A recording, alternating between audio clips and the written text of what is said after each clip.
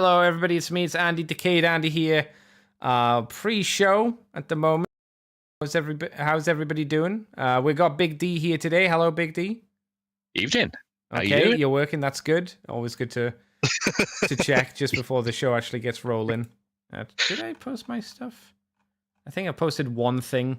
Yeah, I posted. Okay, I need to do the other Twitter. I keep forgetting I've got 2 Twitter channels I need to switch between. It's always fun to do that. How are you doing? Are you doing well? Yeah, not too bad. Just having a relaxing evening. Good. Have you got anything fun planned for the rest of the night once I release you from the dungeon? I was debating playing a bit of Dark Tide, but I might instead slap on a bit of Macross, because Disney Plus have now added Macross Zero, both the OVN movie and Macross Plus, and Macross 7. Oh, okay. So the only thing they don't have now is the original Super Dimensional Fortress Macross and Do You Remember Love?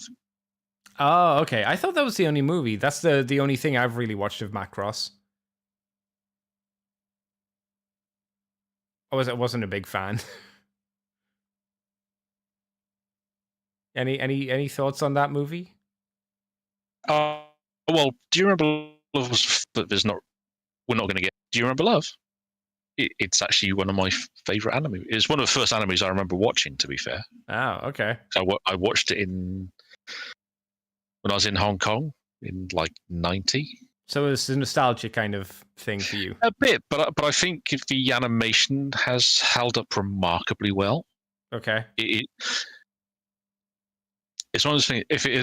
I think if it had gotten a release in the West and Harmony Gold hadn't been Harmony Gold, people would remember it a lot more because it does have a lot of visual flair going for it. Yeah. I mean, I'd say it's not as good as Akira, but it's damn close, given that they're contemporaries, more or less. You mean in terms of animation? In terms of animation, Akira does some stuff a lot better, don't get me wrong.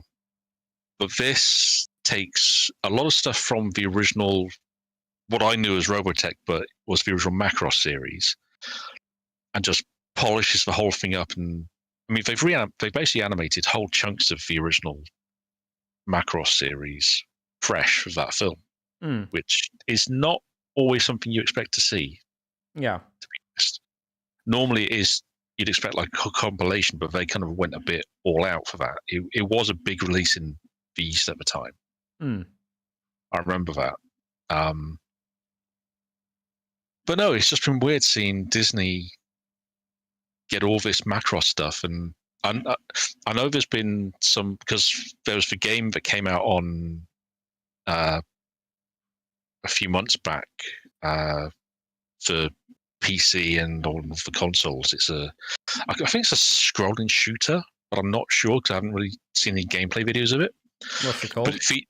Hang on, let me open up Steam a second. I can tell you. Yeah. You mentioned Akira because I was going to throw out there that Akira was a fucking mess in terms of a story. That movie is messy as shit. Macross Shooting Insight is the game. Well, Akira's messy because the story hadn't finished. I mean, well, it wasn't just that; because they condensed everything that was done into like a 2-hour movie. Oh, That's yeah. The real reason why it's a fucking mess, not just because it hadn't finished. And the fact that the creator of the manga was adamant about directing the movie and writing it because he's clearly insane. Yeah, well, it didn't pan out because, like I say, it's a mess. It's a mess, very pretty, but that's about it. Still a bit of a benchmark, though, to be fair. In terms of animation, yeah. In terms of storytelling, no. No. Better stuff did come later. Yeah. I mean, I always think it's funny when people tout like Akira as being this amazing piece of cinema, and I'm like, well, animation-wise, yeah. It's kind of my feelings on Evangelion as well. It's like, animation-wise, it's amazing. In terms of story, no. Oh, no. No. Yeah, well, I mean, Eva is an odd one, because on one hand, it was intended as a massive deconstruction of the super robot genre, which is what it starts out as, and then we get to witness the director's mental breakdown in real time. Yeah, and that doesn't make for a good storytelling. Makes for a mess. And then it doesn't have an ending because it has no budget. So it doesn't even have the animation to keep it going. It's like, oh my god. No. Although I do find it funny that when they came back to do a proper ending, it was an extended middle finger to all the fans who got antsy about that. Yeah, what a great thing to do. Shit on your audience. It's always a good thing companies seem to keep fucking making the mistake of doing. Here's a thing. I'm not a businessman, but never shit on your fans. Don't shit on the people wanting to buy your product. It's a retarded idea. I mean, I don't think it did any harm, given how Eva has been a money franchise for getting on 3 decades now. I can give you examples of when that has been kind of detrimental to many franchises. Oh, yeah, absolutely. But in Eva's case, it's weird because it doesn't seem to have made the slightest bit of difference. No, because a lot of people didn't really care that much about the story. Is what I assume. They didn't care much about it. They liked the feel of what the anime did and the ideas behind it rather than what it actually was. That's how it felt to me. Yeah. Simon Chang says, I have the Viz monthly release. I was never able to get the last few issues. I assume you mean of Akira, right, Simon? If that's true, that's a fucking bummer. I mean, you can get it all now by this point. But yeah, I mean, Akira's weird because I started reading it in Manga Mania back in the day. Because this will blow some people's mind. Back in the day, Dark Horse Comics published a monthly anthology magazine that not only did anime and manga news, but also serialized Appleseed, Akira, Ghost in the Shell, and a bunch of other titles that they had in their library at the time. And the Akira run was kind of mind-blowing because I think I was 13 when I first read it. Got the first issue and it was about halfway through the first volume of what is now the collected editions. And yeah, it goes places. Okay. Yeah. The collected editions are I've got the Dark Horse collected editions and they're lovely. I would say they're probably not Berserk. And that's my standard. That's my high standard for manga. Berserk. That is a very high standard though. The funny thing is that I don't actually own a single volume of Berserk. I've read a chunk of it. Yeah. I've read a chunk of it and I like it. I like Berserk quite a bit, to be fair. Where did you read it to? Where did you stop? Do you remember? I think I was only reading what we had when I was working at the bookstore, to be fair. I mean, that could be anywhere because there were so many delays in how Berserk came out. So the bookstore I worked in closed in 2008, 2009, so that gives you an idea. No, it doesn't, because there were so many big delays. Yeah, I think I read the first 10 volumes. Okay. And I've read the most recent volume. So you skipped a load of it? The middle stuff? Well, it was kind of all I could find. What the hell? That's crazy. That's like watching like the first 10 episodes of a show of a 52 episode thing and then watching the last 2 episodes. Yeah, but I'd watched a load of different anime shows that they'd put out for the last decade, and also some of the places that just kind of spoiled everything that happened when you're just like, oh, okay, let's give us a reason. I know what's happening at this point. I can't imagine doing that with anything. Imagine watching 24 and then not watching the middle part of it, and then get to the end and go, well, I guess he won. It's like, okay, cool. Watching Lord of the Rings, watching the first half an hour of The Fellowship of the Ring and then jumping to Return of the King. No, jump into the Battle of Pelennor Fields in Return of the King. So it's just like, you go, what? Yeah, what's happening? That's insane. Well, we should probably get on to talk about Transformers, Big D. Do we have to? Okay. Yeah, we do. Don't worry, there's not a huge amount. Even after 2 weeks, there's not a huge amount. All right, let's play that music, baby. Music time. Welcome to Moonbase 2.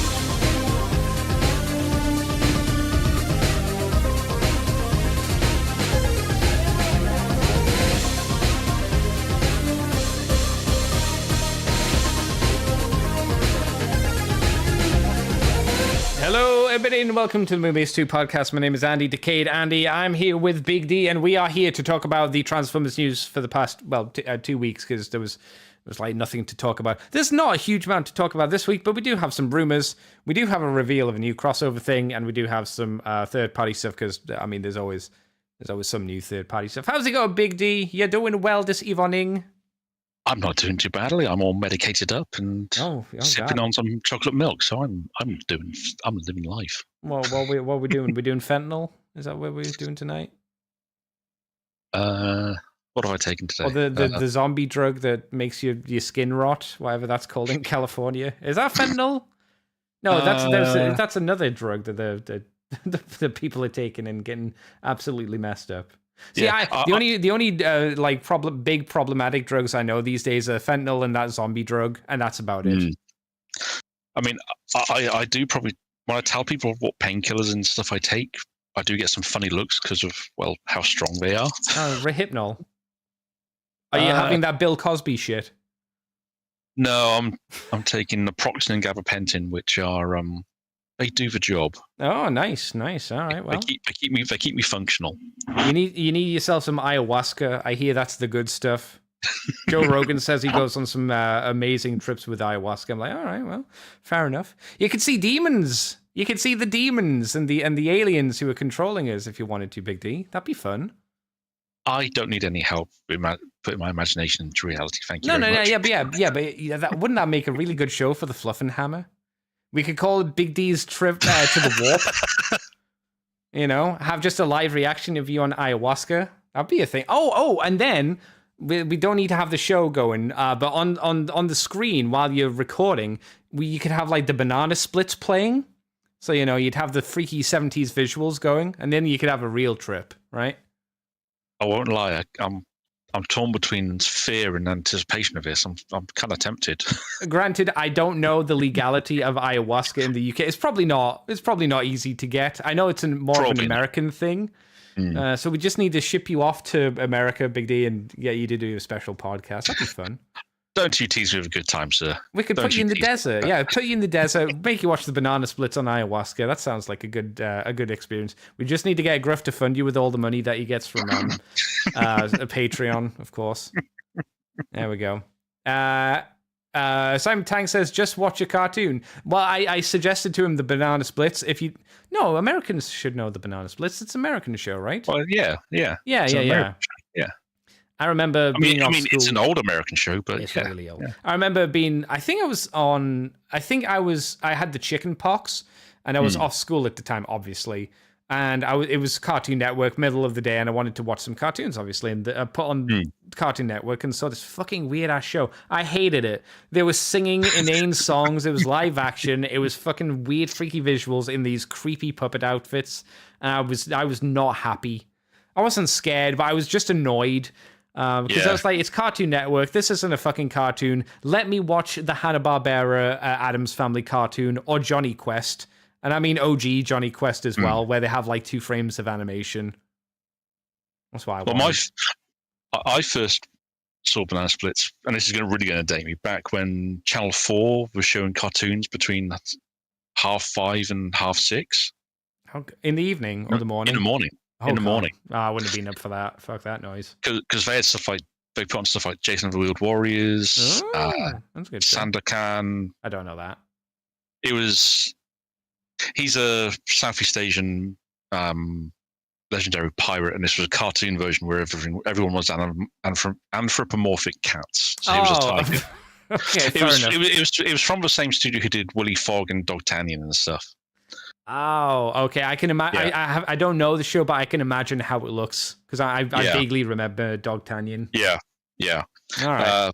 But they swapped out all the cartoons for News and Banana Splits, and then they stopped doing both. Wise. I was still annoyed because I always enjoyed getting up early to watch those. But was Banana Split 70s? It must have been, right? Yeah, I thought so. Yeah, it looks weird enough to be the fucking 70s. It's that point where you could get the TV budget to do suits and a freaking car like that, and not be told to go do one by the execs. I think because most of the time, the people during the 70s, TV execs were probably on something at the time. It's the only explanation. In the 70s, you assume that they were on the mind-altering drugs, not cocaine. Oh, yeah. Cocaine's more 80s. Yeah, because in the 80s, you could tell with the execs just got all super aggressive and whatnot, whereas in the 70s, they seem to be a lot more chilled and very go with the flow. And yeah, man, do what you like. You're just selling me more on the 80s, and I only lived 3 years into that place. It was a good time, good shows. What, you want the aggression? Yeah, it's cool. We got all the fun cartoons then. Yeah, I mean, that was because old Ronnie Reagan slashed the regulations on kids advertising. Yeah, and the drugs allow them to just push through any old idea. That's also true. Who gives a shit? Yeah, put it through. Make me money. It's like, what a good idea. It worked. Some of those became big franchises. Some of them didn't, you know? Yeah. We got stuff like the Poddington Peas, which I liked the intro music, and that was about it. I didn't care about Poddington Peas. Weird Danger Mouse. Yeah, that was good. That was definitely a cocaine cabinet kind of thing. Yeah. Very British cocaine cabinet, but... Yeah. Count Dracula. Yeah. Well, same company. Simon Tang says, how about Hong Kong Phooey? I remember, staying up late. He was very 70s Hong Kong Phooey. He was. I stayed up because I had never seen Hong Kong Phooey, and he was on at late, 9 o'clock, 10 o'clock on Cartoon Network, and I was like, I want to watch Hong Kong Phooey. So when I was put to bed, I snuck out of bed so I could watch Hong Kong Phooey in the morning, or in the late evening, because I was like, I really want to see it. I saw it, and I was like, yeah, it's fine. It wasn't as good as I was hoping, but you know. Hong Kong Phooey was it's a Hanna-Barbera show. That's what you can say about Hong Kong Phooey. It's really a Hanna-Barbera show. It's another one. Oh yes, yeah. That's what they were known for. They had one idea, and they just milked that idea over and over again. And they always had a laugh track on their shows, which Warner's never did. No, that's true. I didn't mind the laugh track. Mainly because Warner's didn't need the laugh track. No. Because you knew when to laugh. Yeah. Warner Brothers. I mean, the Warner Brothers stuff was just hilarious. So was the really early Disney stuff as well, to be fair. Scooby-Doo, I don't think I ever found funny. I don't remember finding it funny. Maybe I did, but I just... when you kind of recall, did I laugh at this stuff? And I'm like, I don't think I did. I liked it well enough, but I didn't laugh at it. Yeah, that's fair. Yeah. But Transformers, that's what we're talking about. Yes, Transformers. We're going to kick off with some Fans Hobby stuff. We're starting off with the Fans Hobby MB21 Armada tidal wave yet again. This is the colored prototypes.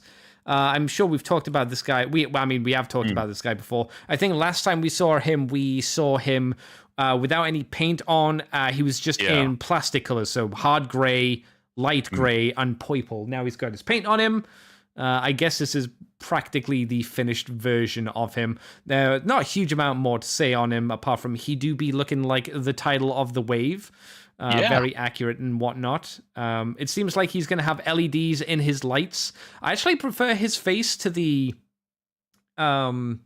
Legacy version, which has a really weird long face, which I've never quite understood. It is a nice head sculpt, this one. Yeah. I mean, I like the figure overall, to be fair. I mean, he's got a nice size to him. Because those fans' toys for these aren't exactly small anyway. You need to see him next to Prime and Megs. Yes. So he's not Titan size, obviously, but he's still a decent old size compared to them, which is good. What size he'd be? He's bigger than a lead. He's obviously not bigger than the Titan, obviously. Yeah. He's probably... I think they're about Legacy Magmatron size, or maybe a little bit taller than that, right? Maybe that's what Prime and Megatron are. They're probably Magmatron size, and then obviously Tidal Waves are a little bit bigger than that, I would guess. So Tidal Wave basically is going to be about halfway between a Commander and a Titan. Potentially, if we're making our estimates and guesses right. Yeah, I would say that's true.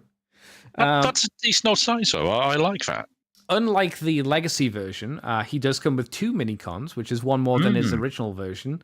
Obviously, they're going to transform him in the same way. It seems like they each have maybe a unique head sculpt. The heads might be the same. I think they're different jets as well. One looks like he's an F-14, an F-15, and the other one's more of a Mirage type Delta. Yeah, fighter. I was gonna get to that because the chests are different on them. The legs and arms are the same. As I mentioned, the heads might be different, but it's hard to tell. I think the heads might be the same actually. It's hard to tell because the head's at an angle, so you can see one of them right on, but the other one might have a faceplate like the other one, or might have a mouth. Yeah, I can't tell. But like you said, one's an F Starscream jet, and the other's the jet that he should have. So that's nice. So he comes with 2 minicons versus the Hasbro ones that come with none. So that's that's a neat thing. Does it have the stupid features? It looks like it does. Let me squibble away. It doesn't actually show them. It looks like it's got an elevator function. Yeah. Oh yeah, there it is. Yes. A chunk of the landing of the launch ramp. Yeah, you have to fold the jet up a little bit to be able to do it, but whatever. I mean, that's what they do for the jets anyway. So yeah, exactly. It's like, okay, it works. Tracks. That's fine. Yeah. It looks like they have missile launch bays for the jets, so you can press a button and it'll probably flick them off or something. Yeah, that's kind of fun. Yeah. I'm gonna make the assumption that the legs part of the boat thing probably open up into seats. We don't see that here, but I think it's an assumption. He obviously has a Minicon nipple port for his chest. I assume that it probably twizzles around his nipple guns as well in some form. And he's got two ports in the main boat where I assume, again, it's not shown, but it looks like you'll be able to put missiles, probably. Yeah. And we can see where you can mount the 2 jets on the back of the assault hovercraft bit. Yeah, he's got those 2 on the back. He's got the one on in the middle. He's got 2 on the front of the forward part of the boat as well. So he's got a couple of Minicon ports. Yeah, not a huge amount. Not enough to be distracting, but enough to be playable. But it's nice that if you have Minicons in your collection, you can do something with them. Yes, because if you didn't know, I think the people do, but if you didn't know, these ports are Minicon acceptable from any generation, previous generation. I like that. That's a nice touch. I mean, if you look at the image that has Prime, Megatron, and Tidal Wave, and you look at the Minicons, I think Prime got shafted the most because Sparkplug looks shit. Leader 1 looks okay. It looks close enough, and I think Tidal Wave might have the best 2, to be fair, that they're most accurate. The smallest, though. Yeah. I mean, Sparkplug, he doesn't help that was the first one they did. No. I think they took more of an artistic take on him, because I don't think that's what Sparkplug looks like, right? Off the top of my head. I think he looks a little bit... Yeah, because he's got the bit running down the... He should have a yellow piece going down the center of his chest that goes to a little Autobot insignia, which doesn't happen on this one. So it's not quite accurate.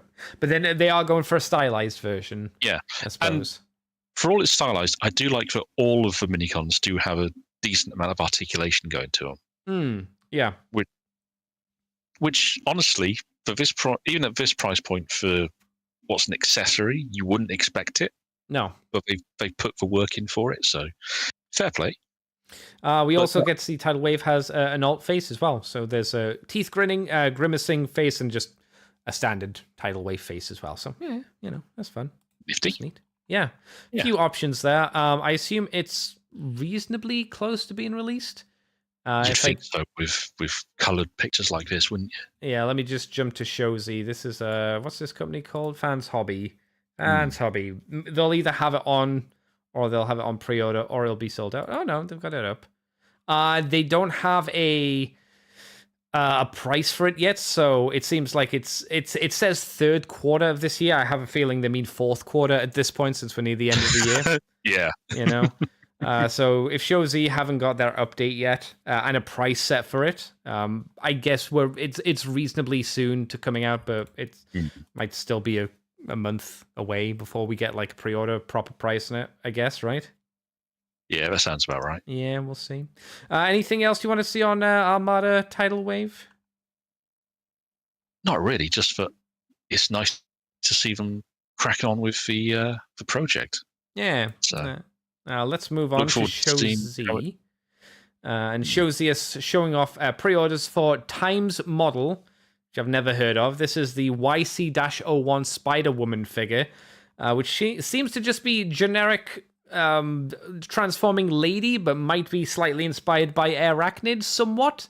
But it also looks a little bit inspired by the Nicey figure that we got last year, this year, some point. It kind of reminds me of both of them. So it is a lady robot that turns into a helicopter, and they've blurred out the helicopter blades and the landing stuff on her for some reason. Maybe they're giant penises or something, and that's why they blurred them out. It turns into a spider, and the little the pokey hands for the spider are also blurred out, so maybe they're penises as well. And then we just have the one shot of the lady robot. What do you think of the design? Because, I mean, it is a CG render at this point, so it's very early. And the colors are just black, grayish pink, and little bits of red highlight on it. So it's not a huge amount to go on. I mean, I like the alt modes from what we can see of both of them. Mm-hmm. The robot mode, I'm intrigued by, because I do want to see them, what the actual physical product looks like, because other than the spider legs, there's very little kibble going on there. So, I mean, without seeing it seeing a physical version of it, my suspicion would be there might be a bit of parts forming going on there potentially. Yeah, maybe, yeah. Although, to be fair, the angle could be hiding the backpack. We just can't see it with. I know that the issue of over-sexualized female transformers is a thorny subject, and I'm not terribly fond of when they are as aggressively sexualized. Oh, I love it. Give me the tits, baby. Lads. Go for it. Don't care. It's also a third-party company, so I don't care. Yeah, exactly. No judgment. It's just, for me personally, it's not my thing. I do think it's a decent looking figure, though. I mean, it looks like it's a nicely articulated robot. Do you think this is over-sexualized? It might just partly be because of how they've painted it with. Because in the past we've seen ones where they've made the crotch more aggressively obvious as just being a G-string, effectively. Mm-hmm. This one has a void of it. It looks more like she's wearing leather trousers and a leather bustier, and that's it looks like something that Elektra would wear. I would describe it as. Yes, that's a fair description. Yeah. I think it's more because they've gone for an overtly female-looking design, but again, like you say, it's a third party, so they're not beholden to anything, and there is a market for this stuff, and it is actually on its own merits a decent-looking robot design. Just for me, in my Transformers collection, I probably wouldn't opt for it. No, sure, that's fair. Yeah. But if you like the look of it, go ahead. I mean, like I say, it looks like it's nicely articulated. I like how they're using the legs of the spider as additional supports, because I suspect it would probably be a bit of a pain to stand it on its own. Yeah, I was going to say, I'm assuming that the spider legs are definitely going to be doing a little bit of a back support, I assume. Yeah. Depending how much kibble is on the back there. I mean, regardless of how much we can or can't see, the spider legs are going to be there, which is going to make her back heavy regardless. So it's nice that the spider legs can be used as support, because usually they can't. Yeah, I mean, I really hope that that's actually an intentional bit of design where they've got the joints set up so that it can do that. I was actually hoping that you could detach it from the spider legs and have it as almost like a drone thing. Yeah, that'd be cool. I could see that. Depending on how much of the alt mode kibble is on her backpack and is attached to the legs, or how they go together, that could actually work really nicely. Yeah, it's like you say, it's hard to say because it is a CG render. It's one image of it, so we have no idea if this is just is it a lady robot that kind of folds around and then the backpack folds around her kind of deal, like how this works or whatever. But I think turning that into a backpack and have it almost like an Action Master kind of affair would be quite fun from a play aspect. I mean, she's going to be deluxe sized, more or less.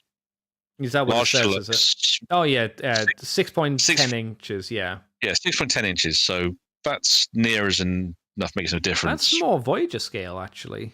Yeah, large deluxe, small Voyager. Yeah. So That's a decent size. I'll be intrigued because I do want to see a decent arachnid-inspired figure. Because let's be honest, we still haven't had one. We had the third-party one that APC Toys did. They did a decent one. Was that right? Was it? Yeah. It felt, the plastic quality on it doesn't feel great, but it's actually a good-looking arachnid figure, and it transforms and has the helicopter mode, spider mode, and robot mode. Oh, I might have to take another look at that in that case. Yeah. Not official, obviously, but it's the only other one you get. Yeah. But no, yeah, I do want to see how this looks like at the end once it's complete. Because I'm intrigued. When it's a thing that really exists. Yes.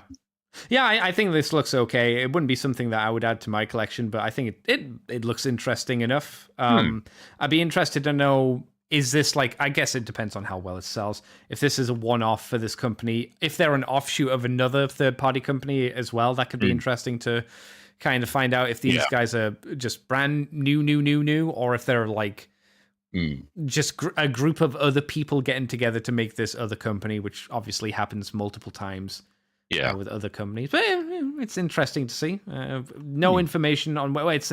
Again, it says coming out third quarter of 2025. So it's a long way off. It's like next year. Yeah, maybe a little less than a year away. So a long way to go before it's a real thing.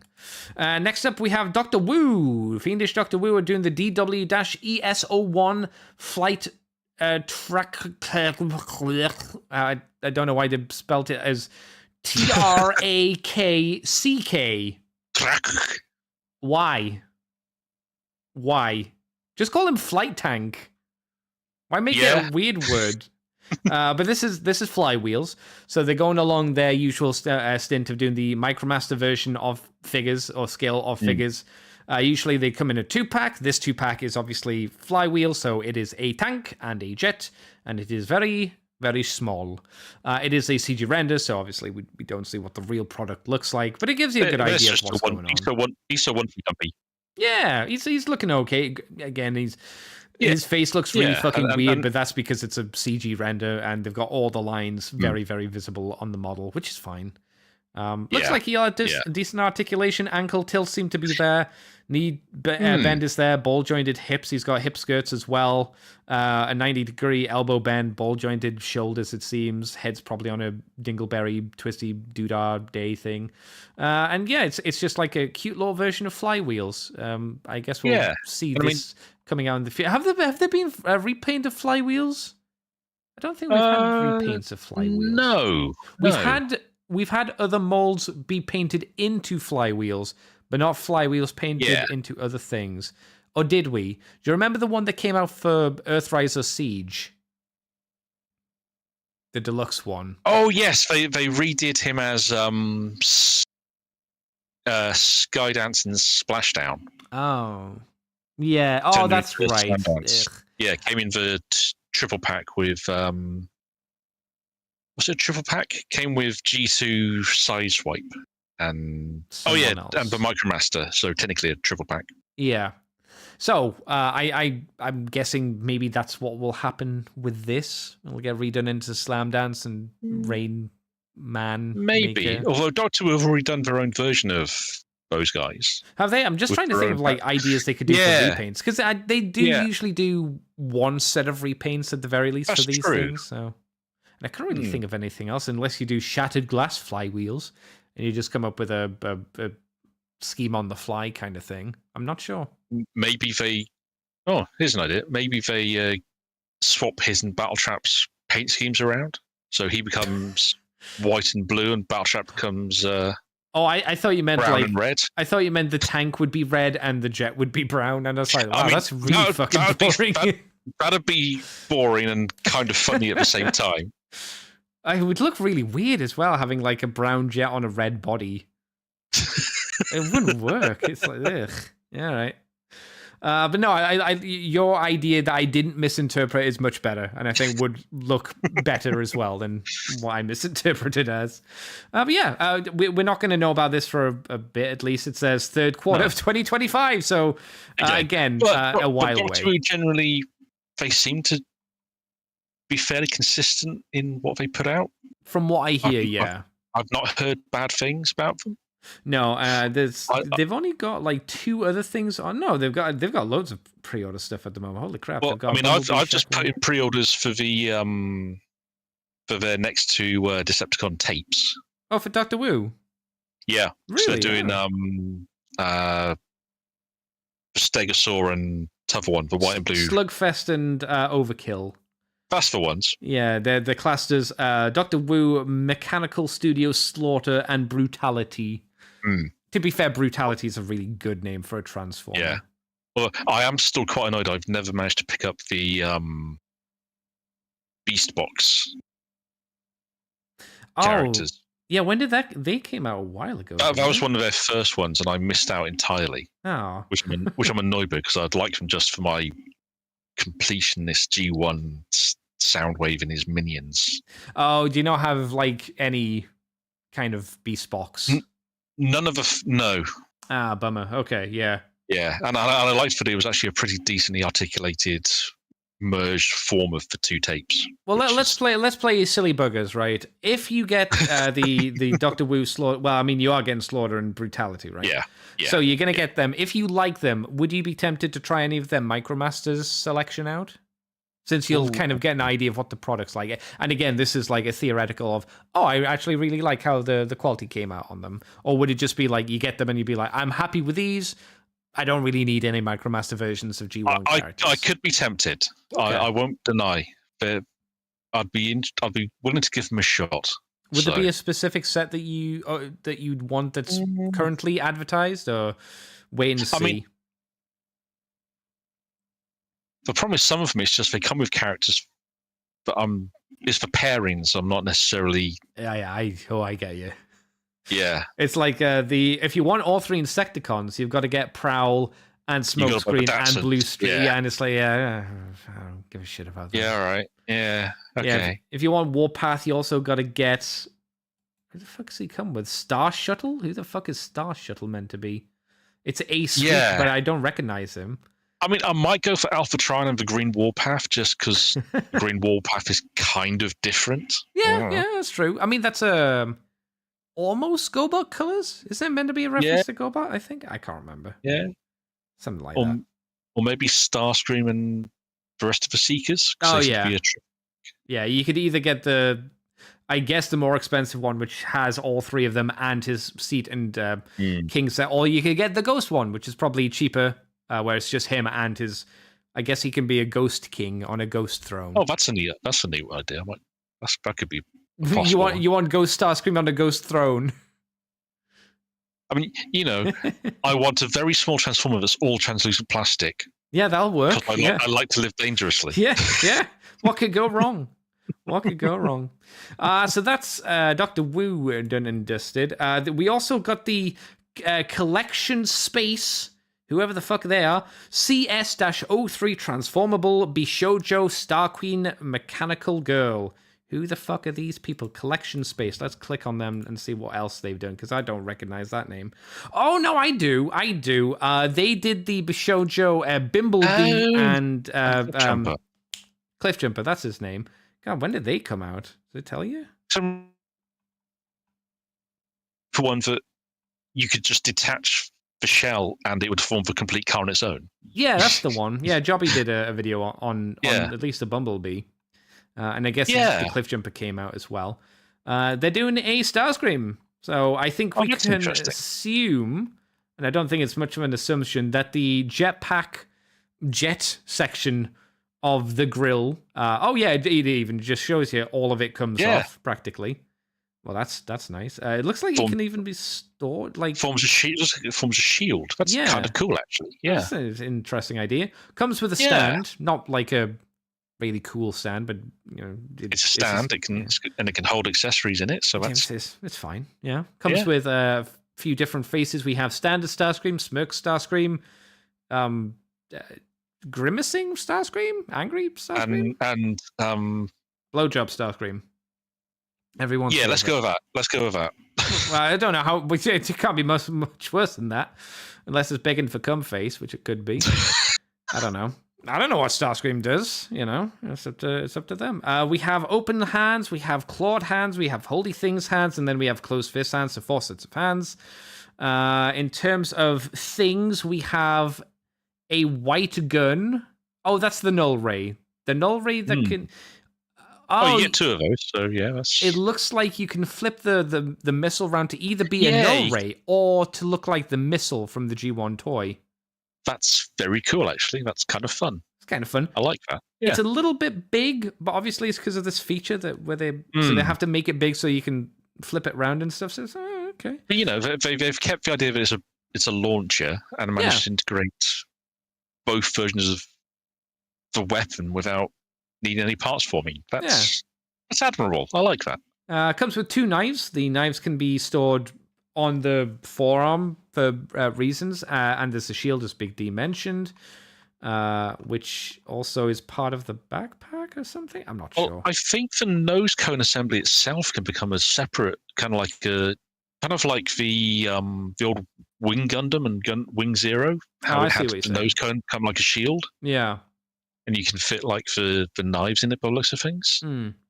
And it seems like the jet mode has at least 2 configurations to it. Kind of a classic G1-ish almost style. More of a Cyclonus style. Yeah, it's got backwards wings. Actually, is that image, because it looks like it's half the size, is that just the backpack? I think that's just the backpack. That's so. Yeah. That looks pretty cool. Just transformed as a little drone on its own. To be fair, you know what? I know I said I'm not really a fan of over-sexualized characters, but these guys, they've leaned into it, and these actually look really. This looks really good. Yeah, it's an interesting idea. It's like you've kept the female form. You've done stuff with the backpack to make it look reasonably interesting. It doesn't just you don't just get the backpack, throw it on the floor and go, well, there's a lump of shit. You can have it transform and do something as well, which is always kind of nice. I mean, I'm loving the jet mode because I know that there's not any pictures of the underside of the jet, but it doesn't look like there's much hanging down. Yeah, it looks reasonably clean. It looks like most of the body becomes, the body of the jet, which is not exactly common for a transformer these days. No. And then you got the drone, which is really quite a fun way of using all the extra gubbins. So, I guess the question is, as ever, I mean, you can see the heel spurs on the figure. Is that going to be able to support all of the backpack? I'd tentatively say probably not, which is why you get the stand. Yeah, but I have no idea. I can't remember how stable the Bumblebee / Cliff Jumper was meant to be, but I think it's fair to say if you don't like this, but you like the mold, Skywarp's probably coming. Thundercracker probably coming. Well, someone in the comments just said there's a lot of comments saying Slipstream, please, Slipstream, which that makes too much sense though. Yeah. Why wouldn't you just make that as the last version? You do Thundercracker and Skywarp first, and then you do the real girl Starscream. 7.5 inches. So she's getting on more to leader size. I mean, that's as tall as Reactivate Optimus Prime. So that's a decent size modern Voyager size. Yeah. We're talking about. So that's respectable. Yeah, it looks fairly posable. Double elbow joints, probably double knees. I'm assuming there's probably ankle tilts of some kind, but it's hard to tell. Yeah, pretty posable, pretty fun looking figure. Again, not something I would go for personally, but I'm sure this will give the cosplayers out there something to make for the future as well, design wise. So there's another thing for the community to roll with, I guess. That's nice. Apparently coming out late July, or January, I should say. I can't read. Late January 2025, so reasonably close. It's not actually too far off, and this is the first we're seeing of it, to be fair. Yeah, that's interesting. Yeah, I dig that. I would guess next month to December, they're going to have to show a real version, unless the production gets pushed back on it. Yeah, because it's real soon. We're on October in 2 days, and then we got October, November, December, and then January. Then theoretically theoretically, because Yeah, so we're talking- Shozi is not always the most accurate when they're making their guesses because of changes and stuff. So Yeah, so 4 months. 4 months. yeah. So we'll see. We'll see. I mean, Yeah. Again, third parties usually get pushed back anyway, but something to think about. And you can still get the Bumblebee. Bumblebee is 57 UK pounds. It's on a sale at the moment. So if you want to get it cheaper than usual, it's the way to go. I'll mention this as well quickly. I didn't put it in the news stories, but Magic Square are doing their big version of their Blastoff figure. They did their big version of their, what's it called, Brawl figure. So this is their big version of their Blastoff. So they're slowly going through their figures and just making the big versions of them. I don't know, Big D, how do you feel about them going through their legend scale figures and just kind of scaling them up effectively? Do you think it's a good idea? Do you think it's I wouldn't say a weird idea, because I guess it makes sense, but I mean, what's your perspective on it? I'm just seeing how big it says here 11 centimeters. So, sorry, 11 centimeters. So that's about deluxe size. Yeah, they went from legend scales to upping them to more standard size for some reason. It's not bad. I mean, a lot of these are really nicely articulated, so it's not a bad idea. It's just these are kind of pricey for that, for a deluxe, effectively. I mean, 45. Oh no, this isn't that. That is the legend scale one. I'm looking at the prices. Yeah, because this one's 44, and the Brawl is 88. So Brawl's 88, and he is. Does it say how big you are, Brawl? He's bigger than a can of not Pepsi, whatever a can of not Pepsi is. I don't know what the Chinese he's a big old boy, Jesus. Yeah, he's two of himself. So if Brawl previously was, let's say, 11 centimeters, similar to Blastoff, then he's at least 22 or more than 22 centimeters tall. So he's fairly tall. So I guess they're just re-releasing Blastoff. They're coming soon for some reason. Weird. Maybe. That's odd. I wonder why. Yeah, I mean, I'll tell you what I wanted to do with Magic Square, because I thought their figures looked good. I was like, G2. Where's the G2 Bruticus? I'll probably dip in if the G2 version comes out. No G2. They're just making bigger scale versions of them. I want the G2. I guess it makes more business sense, because if you're just upping the scale, you'll get the people who are like, I don't want fucking legend scale. I want masterpiece scale, because it's the only scale that matters. So you get that crowd. You know, you laugh, but you know it's fucking true. You know it's true. Yeah, it is. Yeah. So it saves on. You don't need to redesign anything. You just Control T and then drag it up, and then go. Well, there you go. We can charge more for it as well. So I think it's weird, personally, but you know. Yeah, G2. I want that one. We are moving on to blockies, blokies. It is blockies, but I like saying blokies because it sounds proper odd and English and shit. We got the Transformers Galaxy version Wave 5. This is mostly a Transformers 1 wave. So there's Orion Pax, Cockless, B127, Cockless as well. My poor boys. D16 Megatron, he's got cocked. Optimus Prime Final Form. Apparently he's not cocked though. Poor guy. Chase figure Optimus Prime Final Form with a metallic finish and an Energon axe. There's also cockless versions of Ironhide and Hound and Wheeljack. There's Death Tracker. That's a person. And Sentinel Prime. So it's pretty much all of the people I guess you'd want from Transformers 1. Big D, did you like seeing Transformers 1? Have you enjoyed it? I haven't seen it yet. Have you seen all the spoilers that the Americans are posting at the moment on Twitter? I've been trying not to, and I'm at a point where if some of the people I at least have talked to on on Twitter post any more spoilers, I'm going to reach through the internet and smack them. Do you think it's amusing and somewhat ironic that these people who are posting spoilers are usually the ones begging people not to put spoilers for Marvel movies when they air early in the UK? Oh, hell yeah. It's a good old dose of irony. I do love it.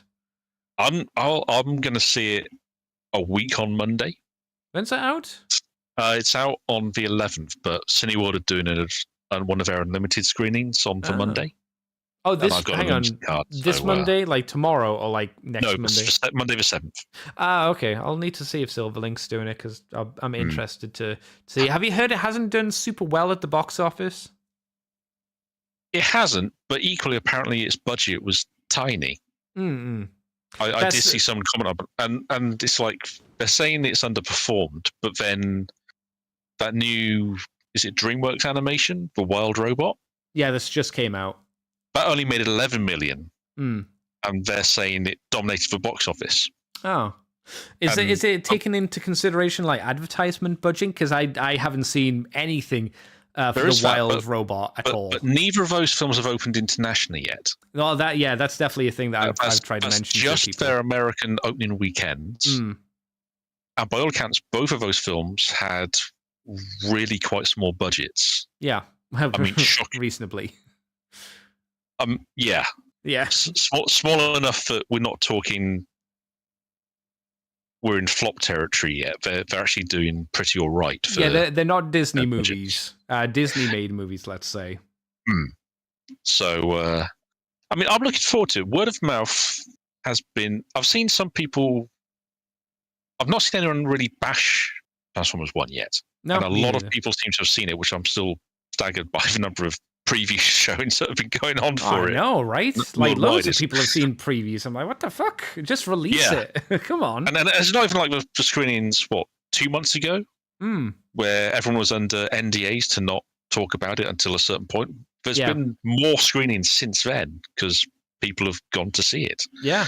But I am looking forward to it. I'll probably, like I say, I'm seeing it next Monday. I will probably go and see it once it comes out properly, just because I don't pay for my films because of my card, and it's not going to be very well. I've got an unlimited card, but so long as I go and see a film, 2 films, the card pays for itself.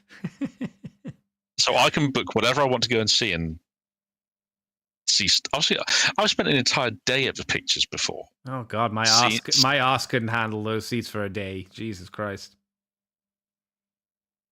And I'd come out of the cinema with hemorrhoids if I stayed at the cinema all day. Jesus. Yeah, I mean, I've done one of the big. I mean, they've done Lord of the Rings marathons and Star Wars marathons. I've gone to and watched all 3 Star Wars sequels in one sitting. I loved Lord of the Rings, but I couldn't do a day of Lord of the Rings. I couldn't. It's too much. Yeah, I've got stuff. I want to do other things. I want to move about. I don't want my ass to fall off.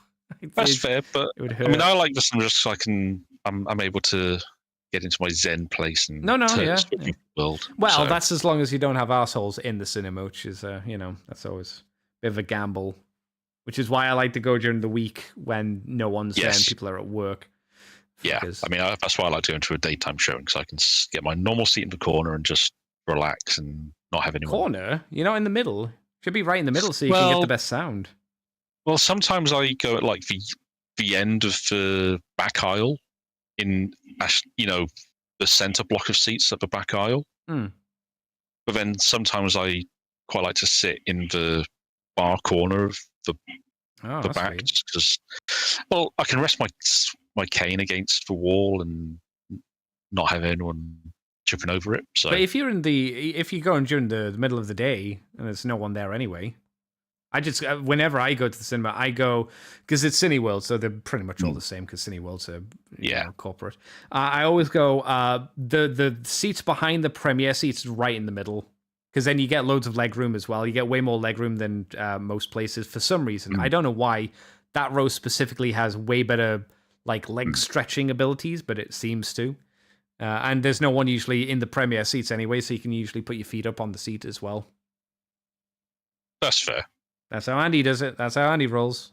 That's the way you do it. And then you get the best area, because I mean the premier seats are put there for the best kind of spot for looking at the picture to fill your vision, and it's put there so you can get the best sound reception as well. Usually, see, one thing I had to, because we have 2 Cineworlds in Swindon, and one of them's one that's built into a shopping complex, so it's more vertical. Ah, okay. So some of most of the screens, you go in and you have to go upstairs in the screen to get to the seats. Mm. And I have taken, rather than going right to the back, I get the first seats kind of over the entrance to the screen. Because then you have the railing, so I can rest my bad leg on the railing. Okay, all right. What do you think of these blokies then? What do you have you seen these before? I've seen the bloke. See, it's so funny because I was watching Wib review one of these, and he made the same point that we both had, that we get that it's supposed to be blockies, but we're British, so we are conditioned to say blokies. Ah, exactly. It's fun to say. Yeah. No, I like these. They're fun. I keep meaning to pick one up to have a play around with at some point, because they do look like they're just kind of adorable as well. Yeah. Kind of nice little fiddle toys, I think. Yeah. They're touted as a model kit, but I think obviously that's being generous. They're like the entry grade Gundams, effectively, where you can just push the stuff off the frames and then snap it together. You know what these really are? These are overhyped Kinder Egg surprise toys. Yeah, there's three pieces. You push them together. They're more complex and interesting than a Kinder Egg, but they don't have the chocolate. So who gives a shit? But they're a transformer, Andy, who doesn't transform but looks cool. I'm not sure. Well, I'm not sure for the Transform 1 designs. I would agree, but they are accurate or accurate enough to the Transform 1 designs that people would be happy enough with them. Yeah. There was also the Transformers Blockies classic class Transformers 1 Optimus Prime and Megatron official images. So these aren't just your normal blokey blockies. These are different blokey blockies. These are easy to build model kits featuring more parts, LEDs, because LEDs are importante, compared to the Galaxy versions, which we just had a look at. So these are like your ultra deluxe, super duper, smelly pooper, super cool blockies. They come with more parts, as mentioned. It says you don't need to paint them, you don't need to glue them, you don't need to nip them, but it does show them on sprues. So I assume maybe this will only really matter to a certain group of people. If you remember LBX, the model kit company, Bandai, the model kits Bandai did at one point, which were meant to be for kids based on a really crap kids show. You didn't even need nippers for them. You could just push them out of the sprues. I'm assuming that's probably what they're doing here. Well, this is, like I said, the Gundams have got the entry grade now, which is what it's the same thing. For sprues, you don't need nippers for. You can just push parts out. Oh, that's good. Same as the do you remember for Warhammer Heroes, the first few waves? Oh, well, they push out as well. Space Heroes, yeah, they're push out because that's what they were designed for the Japanese market. But, did they stop that then for the rest of the heroes?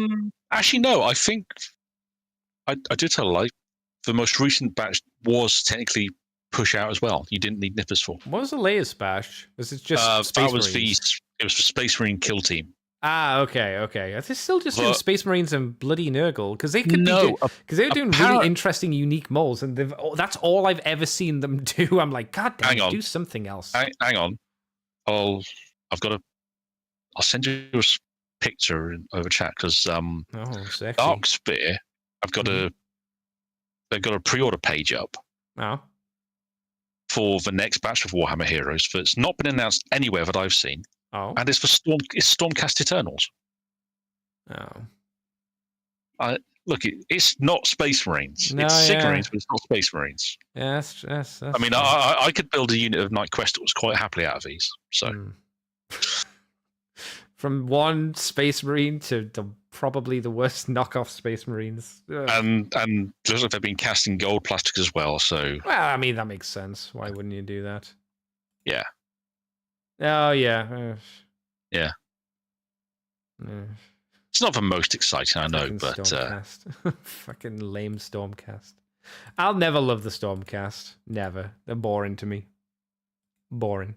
But they have dragons. They do. I like. You know what's interesting about the Stormcast with dragons? The dragons, not the Stormcast. That's fair. I've got like 8 of the dragons to build, and I'm trying to work out how to do different riders. Get some second edition Warhammer dudes and plop them on. I'll do you. That is tempting. Yeah. With these classic versions, as they're called, they have extra hands. Prime comes with his weird gun, which is applicable to the movie. His battle axe, 2 different faces, one with a face mask, one without.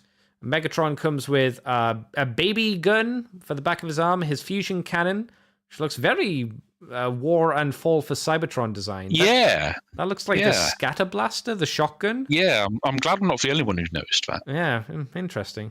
He only comes with 1 head though, and 1 extra set of hands. He's got his closed fists, obviously, and then he's got like bitch slapping hands as you do. It looks like the LED goes in Prime's boob and will also go to his eyes as well. Just from translucentness, he comes with a matrix. It looks okay. I'm not sure these are a significant upgrade to the other ones. I'd be gagging for these ones over the other blockies, but it's fine. I mean, it depends really on the price point, what the difference is in price, to be fair. Yeah, I mean, I say that they also show Elita 1. She has gun, slappy hands, and holdy hands. Sentinel Prime, which they have an image of him in his super battle mode that they showed the Studio Series figure doing, so I assume that this figure can as well. He comes with a decent amount of stuff. He comes with 1 head, 2 sets of hands, drills, 2 drills looking things which might be guns, 2 blue things which I don't know what they are, 2 gray things that look like 2 sets of pistons which I don't know what they are. Oh, they made. I know what they are. They're missiles. They go on his leg. Yes, yeah, they're missiles for the side of his leg. Yeah, just got that. Hang on, I can figure this out. He's got his translucent energy purple shield, and then he's got a big double sword glaive. I don't know what you call that weapon. Whatever that is, it's a double sword weapon. Is what you call it. What's that? Excessive is what you call it. Yeah, one of those things. So that it's not just Prime and Megatron. It looks like it's going to be at least a couple of characters for this more expensive That's line. nice, but it's not just Prime and Meg, because they're what you'd expect to be released, and you wouldn't have expected to see Elite 1 or Sentinel, to be honest. Yeah, the poster does show Bumblebee as well. They just haven't shown Bumblebee in these images for whatever reason. So I think we can assume B is going to be part of this bigger light up your boobs kind of line. Yeah. Kind of like the core 5 characters from what we've seen. So yeah, pretty much. I can't think of anybody else that's important, but I mean, if you're in the market and your kid's really into these, I guess you could splash out for the classics version if you like your lights. I'm not sure if it's enough to really justify it. I guess it really depends on the price. How much are blokies as a rule? They're on Show Z, so if you've still got the Show Z website up, you could have a little pitter-patter at them. I'm pretty sure they're like £5 to £7 each, but that's just a guess. I don't think they hit double digits. I'd be shocked if they did. But they're reasonably cheap, because they're meant to be, the cheapo toy. But while you find that out, Big D, I guess we can move on from here. We could talk about... Optimus What's that? So the classics versions are 20 quid. Oh, lights. That's not too bad. That's not great. Well, what are the standard ones? Yeah. Well, let's... a set of the full set of 9 of the basic wave. Yeah. It's 50 quid for all 9. Yeah, so less than £10 each then. Yeah. Yeah, that's fine. Yeah, that's kind of what I expected. Yeah, I'm not sure that they're worth 20 quid, the ones that have lights in them. I don't know. Either way, we have the Transformers crossover with Monster Hunter. This is Liolaeous Prime, maybe? If that's how you say his name. I don't know why I've seen another version of...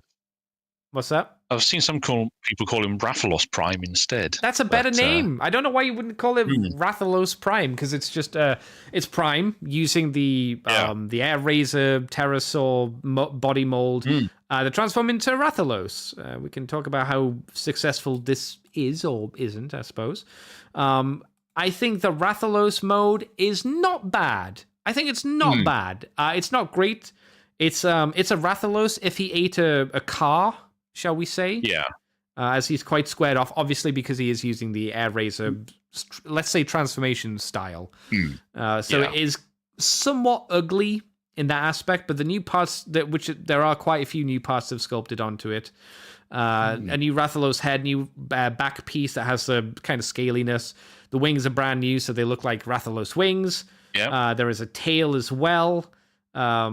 And a few other bits as well for the Rathalos. It's pretty much been completely reshelled, but you can see parts that are just the Air Razor thing. Like the feet are just Air Razor's feet, and the way the things legs look like they're pretty much. I mean, it is like you say, it's basically an extensive reshell. Yeah, which is what Pterosaur was as well, right? That was an extensive reshell as well, if I recall. Yeah.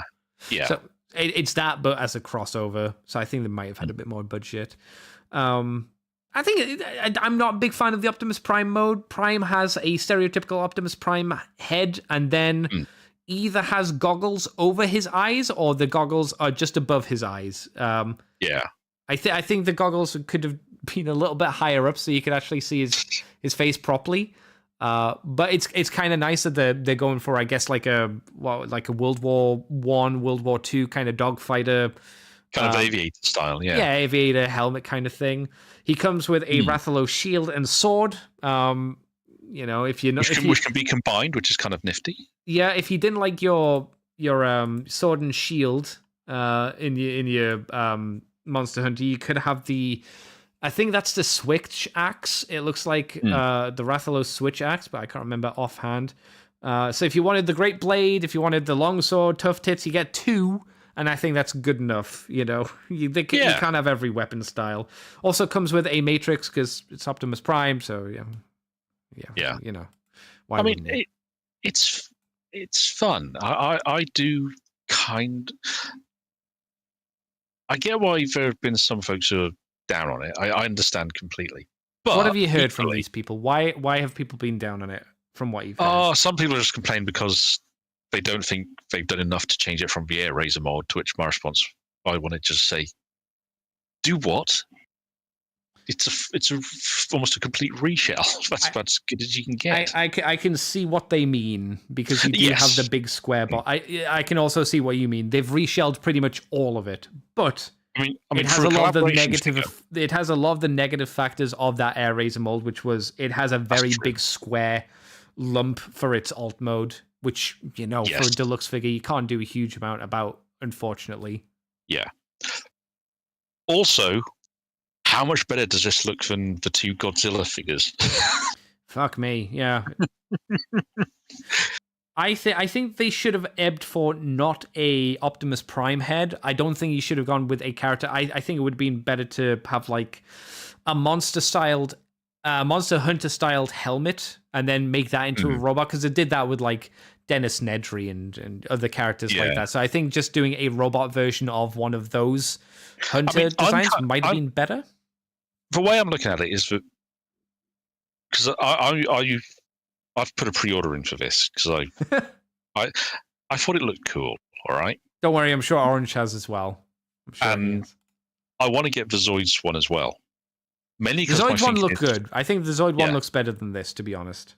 But my thinking for my collection anyway is that because they're not Optimus Prime, the way they've named them and the looks, I don't think they're actually intended these to be Prime himself. They're, given that they've called it a different name entirely, I'm happy to get him just to have him as like a version of the Council of Primes, effectively. I mean, you say they're not doing him to look like Prime, but I mean, that's why Leo Convoy looks like Optimus Prime and Big Convoy looks like Optimus Prime.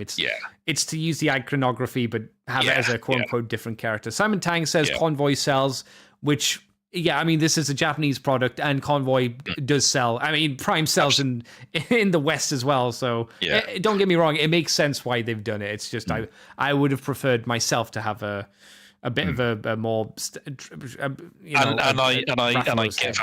get that completely. I think just with the Takara collaborations, they're taking a different tack to it than Hasbro did with their collaborations. Because I think it's safe to say that the Hasbro collaboration reception has been, shall we say, mixed. Well, the Godzillas was shit.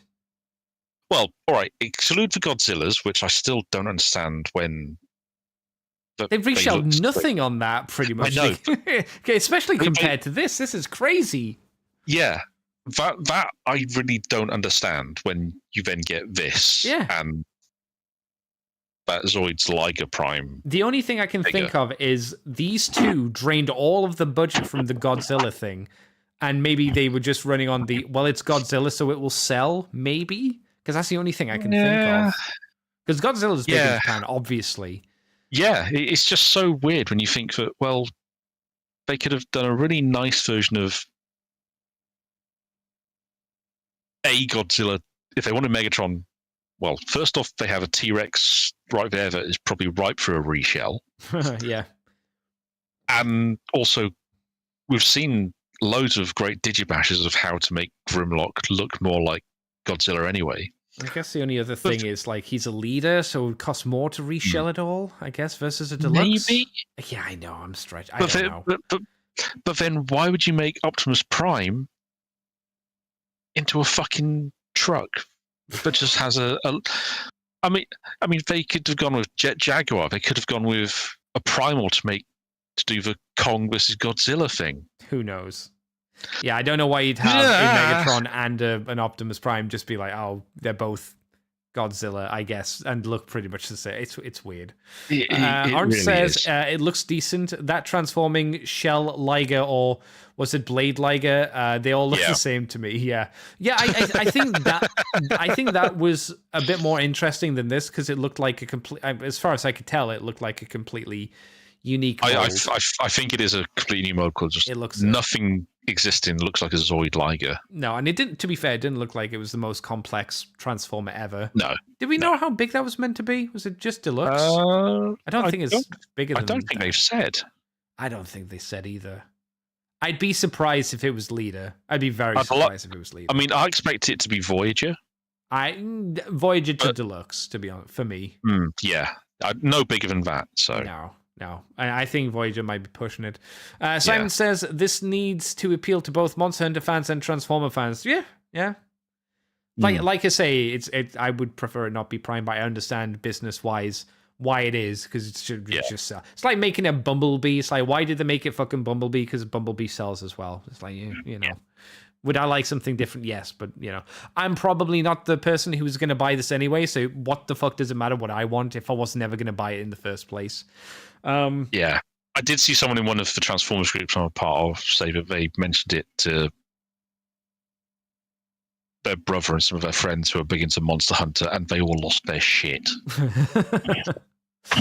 But when they say they lose their shit, I wonder if that means they just like the idea, and then when it actually comes out, they won't buy it.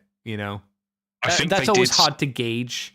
Yeah, I mean, I think they did shown some pictures as well. So, and the response was supposedly that's kind of cool. So, but like you say, how that translates into actual purchases, especially as this is for a deluxe. This is quite expensive. Yeah. It's very difficult to say because people's reaction now to a figure being previewed to like 3 or 4 months down the line when the figure actually comes out and they've just forgot about it. It's difficult unless you're just putting in pre-order and then forget about it and then they get a figure 3 or 4 months from now and they go, oh yeah, sure, pre-order that. I don't know what you mean, Andy. Silly Big D, tricks are for kids. But I think this is generally one of the better crossovers. I don't think it's perfect. Yeah, but I think it's more interesting than a lot of them. I think it's a crucial word there. It's more interesting. Yeah, I mean, if you're going to do Monster Hunter, you're going to do Rathalos. It is the Monster Hunter monster. I should take your word for it because I know nothing about Monster Hunter. Yeah, I would ask you join me and Daddy and Google for when the next Monster Hunter come out, but you won't be able to play it. You won't be able to. You won't be able to. It's fun though. Monster Hunter is a good game. I enjoy Monster Hunter. I have heard. It's just I look at I see bits and people talking about it, and it just seems like it's a very grindy game. It can be. I'm not sure I have time for it anymore. I mean, unlike Dark Tide, that's not a grindy game. And I just realised I said I don't have time for it, and I'm not working, and somehow I feel like I don't have enough time in the day. I mean, again, like I say, Darktide is a grindy game, so it's the same. Yeah. You go out, you go and beat up a monster, you skin it, and then you take it back. Orange says, I know nothing as well. Don't deal bad, bro. He will not deal bad. Fear not.